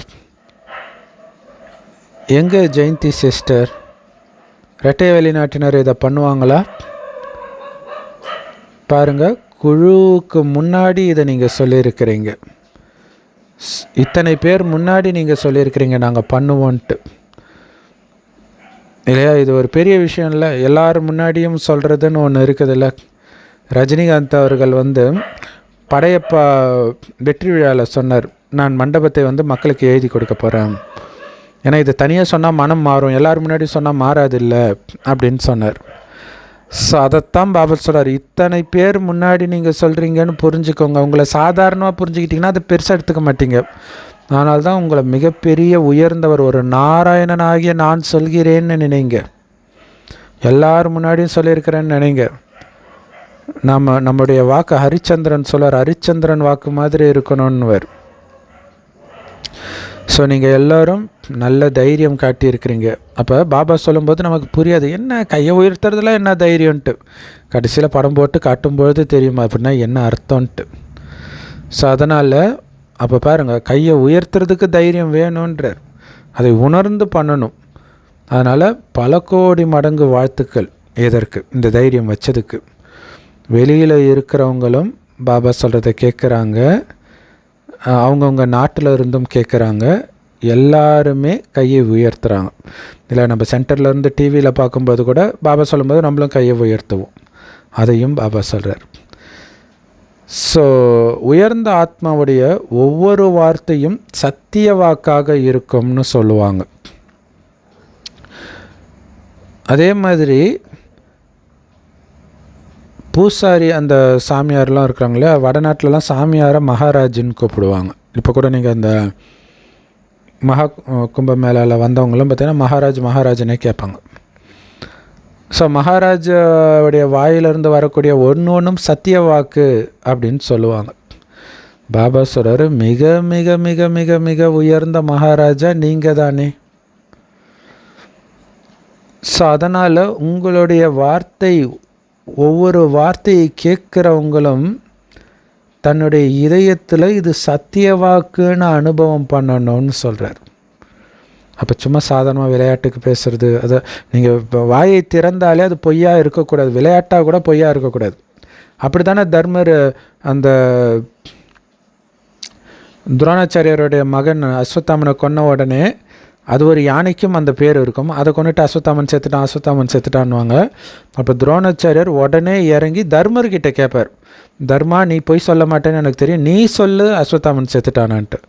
ஆமான்னு வர உடனே அப்படியே ஒடிஞ்சு போயிடுவார் மனுஷன். ஸோ அந்த மாதிரி சத்தியம் மட்டுமே பேசக்கூடியதாக இருக்கணும். உங்கள் குடும்பத்தில் கூட விளையாட்டுக்கு கூட பொய் சொல்லக்கூடாது.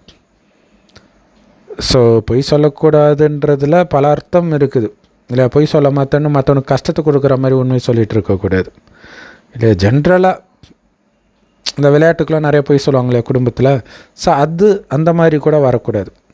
தேவைப்படுற இடத்துல நீங்கள் உண்மை சொல்லாமல் இருக்கிறது நன்மை செய்யணும்னா அங்கே உண்மை சொல்லாமல் இருக்கிறது தான் பெட்டர். சரி, அதனால் நீங்கள் பேசுகிற ஒவ்வொரு வார்த்தையும் சத்திய வாக்காக மற்றவர்கள் மனதில் அனுபவம் பண்ணணும் அவங்க. ஸோ உங்களுடைய மனதில் நிறைய இப்போ நிரம்பி இருக்குது. உங்கள் மனதில் என்ன இருக்குதுன்றதை பார்க்குறதுக்கே பாபாவுக்கு ஒரு டிவி இருக்குது, பாப்தாதாவுக்கு. மற்றபடி நீங்கள் பார்க்குற இந்த டிவி வெளிப்புற தோற்றம் முகத்தை மட்டுமே காட்டும். ஆனால் பாப்தாதா கிட்ட இருக்கக்கூடிய கருவி ஒவ்வொரு வினாடியும் உங்கள் மனநிலை எப்படி இருக்குதுன்றதை காட்டும். உங்கள் மனதில் நிறைய விஷயங்கள் இருக்குதுன்னு பாபா சொல்கிறார். உங்களுடைய மனதின் டிவியை பார்க்கும்போது பாபாவுக்கு ரொம்ப குஷியாகிடுதான். அவ்வளவு பொக்கிஷங்கள், அவ்வளவு சக்திகள் நீங்கள் நிரப்பி வச்சிருக்கிறீங்க. ஆனால் இது உங்களுடைய சக்திக்கேற்ப இருக்குது. உங்களுடைய காரியத்தில் வரும்போது சக்திக்கேற்ப தான் வெளிப்படுதுன்ற. மனதுக்குள்ளே எல்லாமே பாபா நிரப்பிக்கிட்டு இருக்கிறார், பொக்கிஷங்களை, சக்திகளை. ஆனால் வெளிப்படுத்துறதுல நீங்கள் வரிசை கிரமமாக இருக்கிறீங்க, சக்திக்கேற்ப வெளிப்படுத்துகிறீங்க. அதை தான் காரியத்தில் வெளிப்படுத்துங்க. அதை என்ன ஒழிச்சு வச்சுருக்கிறீங்களான்றார். காரியத்தில் எடுத்துகிட்டு வாங்க, வார்த்தையில் எடுத்துகிட்டு வாங்க, உங்கள் முகத்தில் எடுத்துகிட்டு வாங்க, உங்கள் நடத்தையில் எடுத்துகிட்டு வாங்க. அப்போ தான் எல்லோரும் சொல்லுவாங்க. எப்படி சக்திகள் வந்துட்டாங்க, நாங்கள் எல்லோரும் சிவசக்திகள்னு நீங்கள் ஒரு பாட்டு வச்சுருக்கிறீங்க இல்லையா, அப்படி எல்லோரும் சொல்லுவாங்க சக்திகள் வந்துட்டாங்க, சிவசக்திகள் வந்துட்டாங்கன்னு மற்றவர்களும் சொல்லுவாங்க. உங்களுடைய முகத்திலும் நடவடிக்கையிலும் வார்த்தையிலும் இது தெரியும் பொழுது, இந்த சக்திகளும் மற்ற பொக்கிஷங்களும் வெளிப்படும் பொழுது சிவசக்திகள் வந்துட்டாங்கன்னு சொல்லுவாங்க. பாண்டவர்களும் சக்திகள் தான். சக்திகள் சிவ தந்தையை வெளிப்படுத்துவாங்க இல்லையா. உங்களுடைய குணத்தின் மூலமாக சிவசக்தின்னு நீங்கள் தெரியணும். அப்போ சொல்லணும், நான் சிவனுடைய சக்தி, நீங்கள் எங்களை தனியாக பார்க்கல, அவரோடு இணைஞ்சு இருக்கிறதுனால நாங்கள் இப்படி தெரிகிறோம் அப்படிங்கிறத புரிய வைப்பீங்க, வெளிப்படுத்துவீங்க. ஸோ அதனால் இந்த சின்ன சின்ன சில்லறத்தனமான விளையாட்டெல்லாம் முடிச்சிடுங்க. வானப்பிரஸ்த நிலையில் வந்திருக்கிறீங்க, முதிர்ச்சி இருக்கணும்ல. ஒரு தாத்தா போய் பேரனை நோண்டிக்கிட்டே இருந்தால் டென்ஷன் ஆகிட மாட்டாங்க அம்மா, என்னப்பா உனக்கு ஒரு வேலையே இல்லையான்னுவாங்கல்ல. ஸோ அதனால் வானப்பிரஸ்த நிலையில் இருக்கிறீங்களே, அந்த குணம் வெளிப்படட்டும், அந்த முதிர்ச்சி தன்மை வெளிப்படட்டும். இந்த நேரத்தில் பாப்தாதா ஒவ்வொரு குழந்தையையும் பாப்தாதாவின் நம்பிக்கையை நிறைவேற்றக்கூடிய நம்பிக்கை நட்சத்திரமாக பார்த்து கொண்டிருக்கிறார். எந்த விதமான சூழ்நிலை வந்தாலும் இந்த ஒரு வார்த்தை மட்டும் ஞாபகம் வச்சுக்கோங்க, மாற்றம் மாற்றம் மாற்றம். இல்லை, இதுக்கு முன்னாடி இதே சுச்சுவேஷன் என்ன அழ வச்சது, இப்போ என்ன மாற்றம்? சிரித்த முகத்துடன் அதை எதிர்கொள்கிறேன். எதுக்கும் பயப்படக்கூடாதுன்றார். அதுதான் முக்கியமான விஷயம். பயப்படக்கூடாது, கோபப்படக்கூடாது, கோபப்படுத்தக்கூடாது. சாந்தம்தான் என்ன இருந்தாலும், உள்ளுக்குள்ளேயே அது சாந்தமாக தான் இருக்கணும். அந்த மாதிரி மாற்றம் ஞாபகத்துக்கு எடுத்துகிட்டு வாங்க. ஸோ பாப்தாதாவுடைய மகா வாக்கியங்களில் இந்த ஒரு வார்த்தையை இன்னைக்கு ஞாபகம் வச்சுக்கோங்க. என்ன வார்த்தை? மாற்றம்.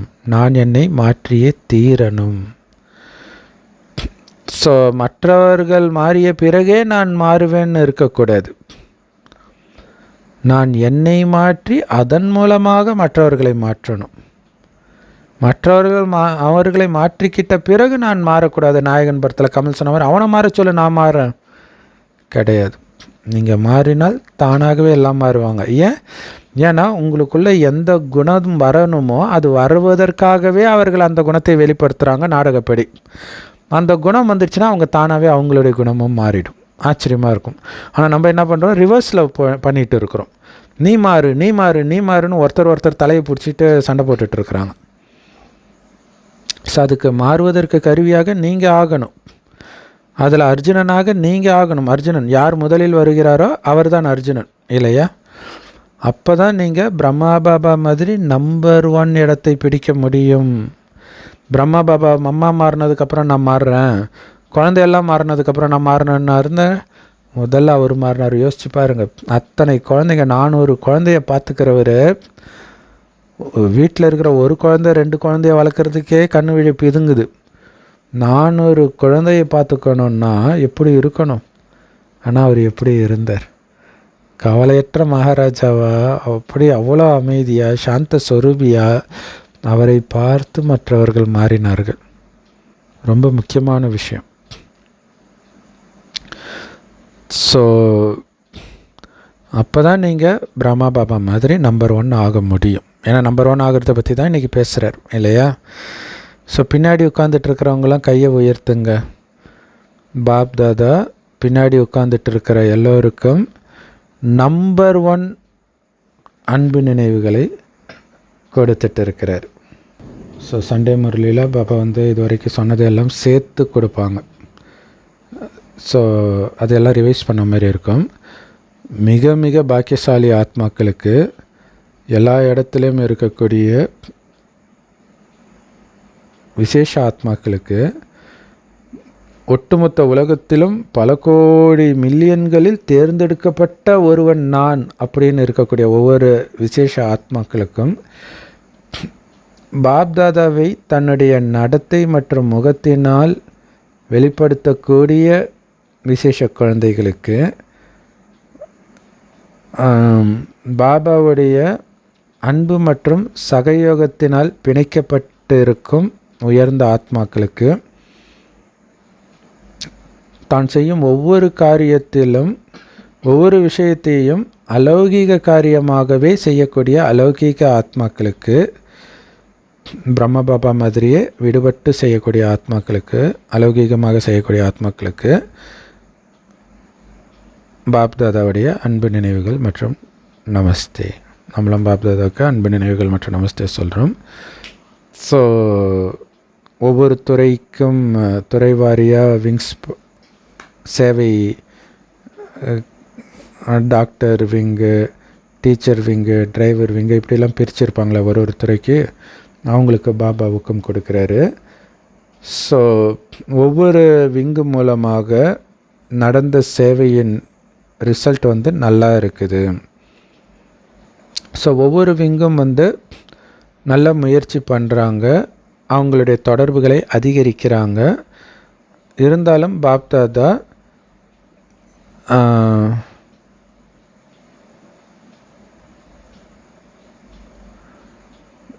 உங்களை எப்படி நடந்துக்க விரும்புகிறார் அப்படின்னா, மெடிக்கல் விங்கு மாதிரி நடந்துக்கணும் நீங்கள். அதை தான் பாபா விரும்புகிறார். என்ன மெடிக்கல் விங்கு என்ன பண்ணாங்க அப்படின்னா, தியானத்திற்கும் இதயத்திற்கும் உள்ள ப்ராக்டிக்கல் தொடர்பை வந்து அவங்க நிரூபித்து காட்டினாங்களாம். ஸோ எப்படி இதயத்தின் பிரச்சனைகளை எல்லாம் மெடிடேஷன் மூலமாக க்யூர் பண்ண முடியும்னு ப்ரூவ் பண்ணி காட்டினாங்களாம். இப்போ இதை வந்து ஒரு டாக்டர் ரொம்ப ஃபேமஸாக, இப்போ ரஜினிக்கு பைபாஸ் சர்ஜரி கூட அவர் தான் பண்ணார். அவர் இதய அறுவை சிகிச்சை நிபுணர். அவர் சொல்லுவார், இங்கெல்லாம் நீங்கள் வரவே தேவையில்லை, 4 விஷயம் ஞாபகம் வச்சுக்கிட்டான்ட்டு அந்த சந்தோஷமாக இருக்கிறது தான் மெயினாக சொல்லுவார். மனசை சந்தோஷமாக வச்சுக்கோங்க, கவலையே இல்லாமல் வச்சுக்கோங்க. ஸோ இதெல்லாம் எப்படி வச்சுக்க முடியும்? தியானத்தின் மூலமாக, பாபா நினைக்கிறதன் மூலமாக. ஸோ அப்போ அந்த இதய நோயையே கூட அது குணப்படுத்தும்னு காட்டினார். ஸோ நிரூபணம் காட்டினீங்க இல்லையா? ஸோ நீங்கள் எல்லோரும் இதை பற்றி கேள்விப்பட்டீங்க. இதே மாதிரி உலகத்தில் உள்ள எல்லோருமே நடைமுறை நிரூபணத்தை பார்க்க விரும்புகிறாங்க இல்லையா? சொல்கிறத கேட்க விரும்பலை. இதன் மூலம் நீங்கள் என்ன அடைஞ்சிங்க? இப்போ பரம்பொருள் மகாவிஷ்ணு கேட்குறாங்களே, நீங்கள் சொல்கிறதெல்லாம் நீங்கள் அடைஞ்சிட்டிங்களா? நான் அடையலை. நீங்களே அடையலைன்னு போது உங்களுக்கு சொல்கிறதுக்கு என்ன உரிமை இருக்குதுன்னு கேட்குறாங்க. ஸோ ஏன் பாபா குழந்தைங்க இன்னும் பிரத்யட்சம் ஆகலைன்னா இதுதான் அதுக்கு ஆன்சர். கேட்பாங்களோ நம்மள. ஸோ அதனால் எல்லா துறையை சார்ந்தவர்களும் இங்கே வந்திருக்கிறவங்க எல்லோரும் இதை மாதிரி நிகழ்ச்சிகளை உருவாக்குங்க. ஸோ இதை செஞ்சுட்டு தான் இருக்கிறீங்க. ஆனால் நீங்கள் போடுற திட்டம் எப்படி இருக்கணும் அப்படின்னா, எல்லார் முன்னாடியும் அந்த ரிசல்ட் வர மாதிரி இருக்கணும். மெடிக்கல் விங்கு பண்ணதோடைய ரிசல்ட்டை எல்லோரும் பார்த்தோம்ல, அந்த மாதிரி திட்டம் போடுங்க, நிரூபிக்கிற மாதிரி. ஸோ எல்லா துறையை சார்ந்தவர்களுக்கும் பாப்தாதா சொல்கிறாங்க. ஸோ இது அரசாங்கத்தையும் சென்றடைகிறது இல்லையா? இங்கிருந்து சத்தம் இங்கே அங்கன்னு எல்லா இடத்துலையும் தியானத்தினால் இது சாத்தியம்னு சத்தம் போயிருக்குது. இந்த சத்தத்தை இன்னும் அதிகப்படுத்துங்க, இதோடைய நடைமுறை நிரூபணத்தை கொடுங்க. அதனால் தியானத்தின் மூலமாக எப்படி எல்லாமே சாத்தியம்ன்றது நாலாபுறமும் பரவட்டும். எல்லாருடைய கவனமும் தியானத்தின் பக்கம் திரும்பட்டும், ஈர்க்கப்படட்டும், ஆன்மீகத்தின் பக்கம் ஈர்க்கப்படட்டும். புரிஞ்சுதா இல்லையா? இப்போ ஜக்கி வாசுதேவ் எல்லாருமே அங்கே இருக்கிறாங்க மகா கும்ப மேலால். இப்போ பிரம்மகுமாரிகள் இப்படி போயிட்டு வர்றதா அவர் வந்து டிஸ்டர்ப் பண்ணணும். இவங்க என்ன தேவதை மாதிரியே இருக்கிறாங்க, என்ன தான் பண்ணுறாங்க, போய் பார்ப்போமே அப்படின்னு தோணணும். அப்படி இருக்கணும். புரிஞ்சுதா? செம பவர்ஃபுல்லான வரதானம், ஸ்லோகன் மற்றும் பயிற்சி. பாப்தாதா சொல்கிறாங்க, நீங்கள் எந்த அளவிற்கு அமைதியின் சொரூபமாகணும் அப்படின்னா, உங்களுடைய அமைதியின் சக்தியின் மூலமாக உலகம் முழுவதும் பிரத்யக்ஷத்தாவின் முரசு ஒலிக்கணும்னு பாபா சொல்கிறார். Love you Bapdada. இது பார்த்தீங்கன்னா பைபிளில் வந்து இயேசுவின் 2ஆம் வருகையின் போது மேலம் முழங்க, இடி முழக்கம் முழுங்க வருவார், இப்படி வானத்தில் வந்து பிரகாசமாக வருவார் அப்படின்லாம் சொல்லப்பட்டிருக்கும். ஸோ இங்கே கொடுக்கப்படுற முழக்கமே அமைதியின் சக்தியின் மூலமாக தான் நடக்குதுன்றார். பாபா வந்துட்டாருன்ற செய்தி உலகம் முழுவதும் உங்களுடைய அமைதி சொரூபத்தின் மூலமாக நடக்கணும். அந்த அளவுக்கு அமைதியின் சொரூபம் ஆகிடுங்கன்றார்.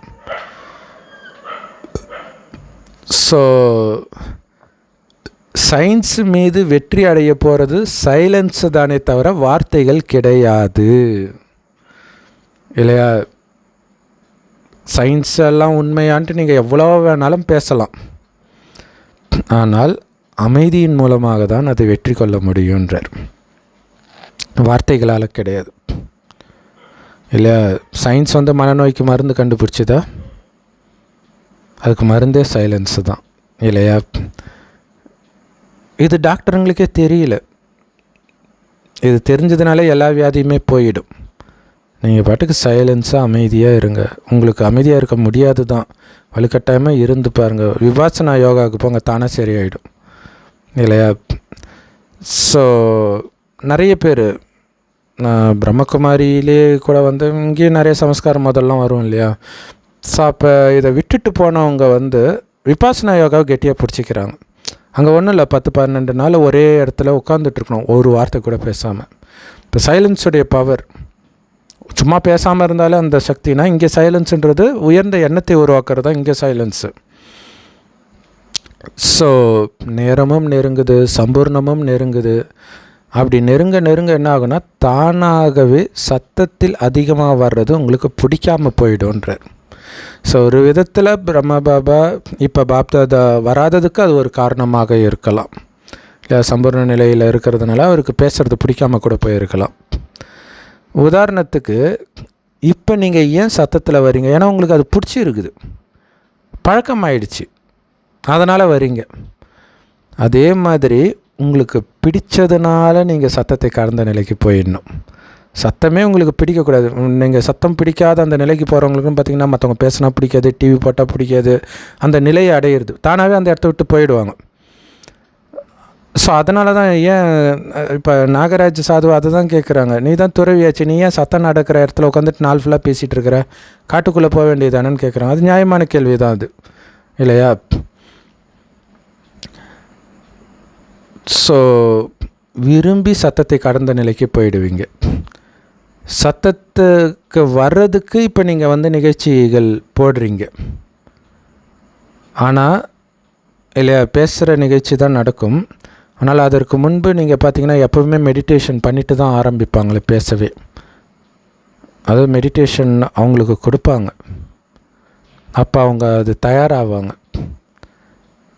அப்போ எப்போ இந்த வித்தியாசம் அவங்க உணர்கிறாங்களோ, இப்போ நீங்கள் ஈஷா யோகா போனீங்கன்னா அங்கே அமைதியே கிடையாது, ஒரு மியூசிக்கை போட்டு உட்கார வச்சுடுவாங்க, அது எப்படி அமைதி ஆகும்?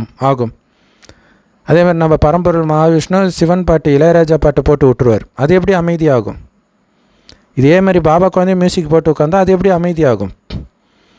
எப்போ அந்த உண்மையான அமைதி அனுபவம் ஆகுதோ, இந்த மாற்றம் அனுபவம் ஆகுதோ, அப்போ நீங்கள் புரிஞ்சிக்கலாம் வெற்றி முரசு கொட்ட போகுது. உங்களுக்கே அந்த சத்தத்தில் வர்றதே பிடிக்கலன்னா நீங்கள் புரிஞ்சிக்கலாம் வெற்றி முரசு கொட்ட போகுது. அதுக்கு எப்பெல்லாம் நேரம் கிடைக்குதோ அப்போ அமைதியின் சுரூபமாகக்கூடிய பயிற்சி பண்ணுங்க அப்படின்னு சொல்கிறார். ஸோ இங்கே அமைதின்றது பாபா சொல்லியிருக்காரு, உயர்ந்த எண்ணம் ஒரே எண்ணத்தில் நிலைத்து இருப்பது. அதை ஞாபகம் வச்சுக்கணும். எதுவும் நினைக்காமல் இருக்கிறது கிடையாது, அப்படி இருக்கவும் முடியாது. ஓகே, ஆக்சுவலாக இதோடைய கண்டினியூஷன் பயிற்சியில் வரும், இதை அப்படியே ஞாபகம் வச்சுக்கோங்க. ஸ்லோகன்: ஜீரோவாகிய பாபா, அதாவது பிந்தியாகிய புள்ளியாகிய அந்த பாபாவோடு இணையும் போது நீங்கள் ஹீரோ நடிகர் ஆகிடுவீங்க. யார் ஜீரோவோடு இணைஞ்சிருக்கிறாங்களோ அவங்க தான் ஹீரோன்றார், அதாவது பாபாவோடு இணைஞ்சிருக்கிறவங்க. மனச சேவை பயிற்சி பாபா சொல்கிறாரு, இந்த நேரத்தில் உலகத்துக்கு நன்மை செய்கிறதுக்கான ஈஸியான வழி என்ன தெரியுமா? உலகத்தில் இன்றைக்கி நிம்மதி தான் இல்லைன்னு நம்ம ஜாக்கி சான் சொன்னார் இல்லையா சமீபமாக, ஒரு விஷயத்தை பற்றி பேசும்போது, எனக்கு மறுபிறவின்னு ஒன்று இருந்துச்சுன்னா நான் பறக்கணும், எல்லா இடத்துக்கும் அமைதியும் ஆனந்தத்தையும் பரவ செய்யணும், ஏன்னா மக்களுக்கு இப்போ அதுதான் தேவைன்னு அவரே சொல்கிறார். அதை தான் பாபாவும் சொல்கிறார். இன்றைக்கி உலகத்துக்கு நீங்கள் ஈஸியாக செய்யக்கூடிய நன்மை என்ன அப்படின்னா, எல்லோரும் ஏன் அமைதியற்று இருக்கிறாங்க? ஏன்னா மனம் பாட்டுக்கு சுற்றுது, அவங்களுக்கு நிற்கவே முடியல. டிவி இல்லைன்னா பைத்தியம் பூர்த்திக்கிற மாதிரி இருக்குது, பயமாக இருக்குதுன்னு சொல்லுது ஒரு பொண்ணு. அவங்க அம்மா வந்து பாபா குழந்தை ஆஃப் பண்ணிட்டு வந்தோம், ஐயோ அதை ஏன் ஆஃப் பண்ண, எனக்கு பயமாக இருக்குது, அந்த மாதிரி ஆகிட்டாங்க. டிவி இல்லாமல் மொபைல் இல்லாமல் இல்லாத மாதிரி ஆகிட்டாங்க. ஸோ அதெல்லாம் ஒரு டைம் நின்றுடும் பாருங்கள், அப்போ தெரியும் அவங்களுக்கு உலகமும் பயங்கரமாக இருக்கும். அப்போ மனசு பாட்டுக்கு பேய் மாதிரி ஓடிக்கிட்டு இருக்கும். ரஷ்யா, உக்ரைனு, பாலஸ்தீனு, அவங்களுக்குலாம் இப்போ அப்படி இருக்கும். அப்போ அவங்களுக்கு செய்கிற மிகப்பெரிய நன்மை என்ன தெரியுமா? அவங்களுடைய அலைஞ்சிட்டு இருக்கிற அந்த புத்தியை ஒரே சீராக கான்சென்ட்ரேட் பண்ண வைக்கிறது. அது எப்படி வைக்கிறது? உங்களுடைய உயர்ந்த எண்ணங்களில் நீங்கள் கான்சன்ட்ரேஷன் பண்ணும் பொழுது தான் அது சாத்தியம். இல்லையா? நம்ம மனதை நிறுத்தி மற்றவர்கள் மனதை நாம் நிறுத்துகிறோம். இந்த எண்ணமே போக போக போக போக, அதான் சொல்கிறாங்களே, மதுபன் மதுபன் மதுபன்னே ஒரு சிஸ்டருக்கு கேட்டிருக்குது. காலையில் அவங்க ஹடயோகம் பண்ணும்பொழுது, நான் மதுபன் கேட்கல, மவுண்ட் அபுன்ட்டு ஃபஸ்ட்டு அபுன்னு கேட்டது, அப்புறம் மவுண்ட் அபுன்னு கேட்டது, அப்புறம் காட்சியெல்லாம் கிடச்சிது. ஸோ அமிர்த வேலையில் ஏந்திரிச்சு யோகா பண்ண சொல்கிறது அதுக்காக தான், எல்லோரும் ஒரே எண்ணத்தை வைக்கிறது. ஸோ அதன் மூலம் மற்ற அலையிற ஆத்மாக்களின் புத்தியை, ஏன்னா எல்லாம் அப்படி இழந்துட்டு துரோகம் அது இதுன்னு இருக்குது, காலம் மாற்றுன்றாங்க. காலம் மாற்றாது, உங்களுடைய சக்தி அங்கே மாற்றணும். இல்லையா? கணவன் கொடுமையினால், மனைவி கொடுமையினால், கள்ள தொடர்புனால எவ்வளோ துடிக்கிறாங்க எல்லா ஆத்மாவும். காரணம் அந்த எண்ணம் தான். அதை தடுத்து நிறுத்தணும். ஒட்டுமொத்த உலகத்தில் உள்ள அனைத்து ஆத்மாக்களும் இப்போ விசேஷமாக விரும்புகிறது என்ன தெரியுமா? அலைஞ்சிட்டு இருக்கிறவங்க புத்தியை எப்படியாவது நிறுத்தணும். அது நிறுத்த முடியல, டாக்டருங்க மாத்திரையை கொடுத்து தூங்க வச்சுட்டு இருக்கிறாங்க. பாவம், நிறுத்தினோடனே மறுபடியும் பைத்தியம் ஆகிடுறாங்க. ஸோ அதை தான் அவங்க விரும்புகிறாங்க. எங்கள் மனசை எப்படியாவது நிறுத்துங்க. ஒரு சகோதரி அழுகுறாங்க, நான் சின்ன வயசுலேருந்தே இப்படி இருக்கிறேன் பிரதர், அது பாட்டுக்கு மைண்டு நானாக கற்பனை பண்ணிவிட்டு ஒரு பயத்தில் கத்துவேன், நீங்கள் என்ன சொன்னாலும் கேட்குறேன், எப்படியாவது இதை சரி பண்ணி கொடுங்கன்றாங்க. ஸோ அதை தான் விரும்புகிறாங்க எல்லோரும். கோயிலுக்கு அதுக்கு தான் போகிறாங்க, ஊரை சுத்தமும் அதுக்கு தான் போகிறாங்க. வீட்டில் இருந்தால் பைத்தியம் பிடிச்ச மாதிரி இருக்குது, அவங்க மனதை கட்டுப்படுத்த தெரில, அதனால் போய் சுற்றிட்டு வராங்க. ஸோ எவ்வளோ சுத்த முடியும்? கை கால் இல்லைன்னா என்ன பண்ணுவாங்க? கை கால் வராமல் படுக்கிறாங்களே ஒரு குறிப்பிட்ட வயசுக்கு அப்புறம், அப்போ என்ன பண்ணுவாங்க? ஸோ அவங்களுடைய அலையிற புத்தியை கான்சன்ட்ரேட் பண்ணணும், சஞ்சலப்படுற அந்த மனசை நிறுத்தணும். இதைத்தான் எல்லோரும் விரும்புகிறாங்க. ஸோ உலகத்தின் இந்த ஆசையை உங்களால் எப்போ நிறைவேற்ற முடியும்? எப்போ நீங்கள் கான்சன்ட்ரேஷன் பவரை அதிகப்படுத்தி உங்கள் மனதின் சக்தியை தானம் பண்ணுறீங்களோ அப்போ தான் அது சாத்தியம். இல்லையா? அப்போ மன ஆசைகளை நிறைவேற்றுபவளே அப்படின்னு நார்த் இந்தியாவில் அம்பாஜி கோயிலில் எழுதப்பட்டிருக்கும். அது எப்படி நிறைவேற்றுறாங்க? அமைதியாக இருக்கிறதன் மூலம் நிறைவேற்றுறாங்க. ஸோ அந்த அமைதியில் தான் எல்லாமே இருக்குது. அந்த அமைதியின் சொரூபமாக இருக்கிறவங்கள பார்க்குறதுக்கு தான் 8 மணி நேரம் 10 மணி நேரம் லைனில் நின்று போகிறாங்க. ஒரு நொடி தரிசனம் நிற்கிறாங்க. எதுக்கு தெரியுமா? அந்த ஒரு வினாடி அமைதிக்காக. ஸோ அப்போ உயிரோட்டமாக நீங்கள் அந்த அமைதியின் சக்தியை நிரப்பிக்கிட்டு அதை தானமும் கொடுங்கள் அப்படின்னு பாபா சொல்கிறார். உயர்ந்த எண்ணத்தின் கான்சன்ட்ரேஷன் மூலமாக ஒரு உயர்ந்த சுவமானத்திலும் சுயமரியாதையிலும் நிலைச்சிருக்கிறது தான் இங்கே அமைதின்றது. ஸோ அதனால தான் அந்த வரதானத்தை ஞாபகம் வச்சுக்க சொன்னேன். ஸோ செம powerful Murali. Love you Bap Dada. Thank you Bap Dada. குஷியாக இருங்க, குளிர்ச்சியாக இருங்க.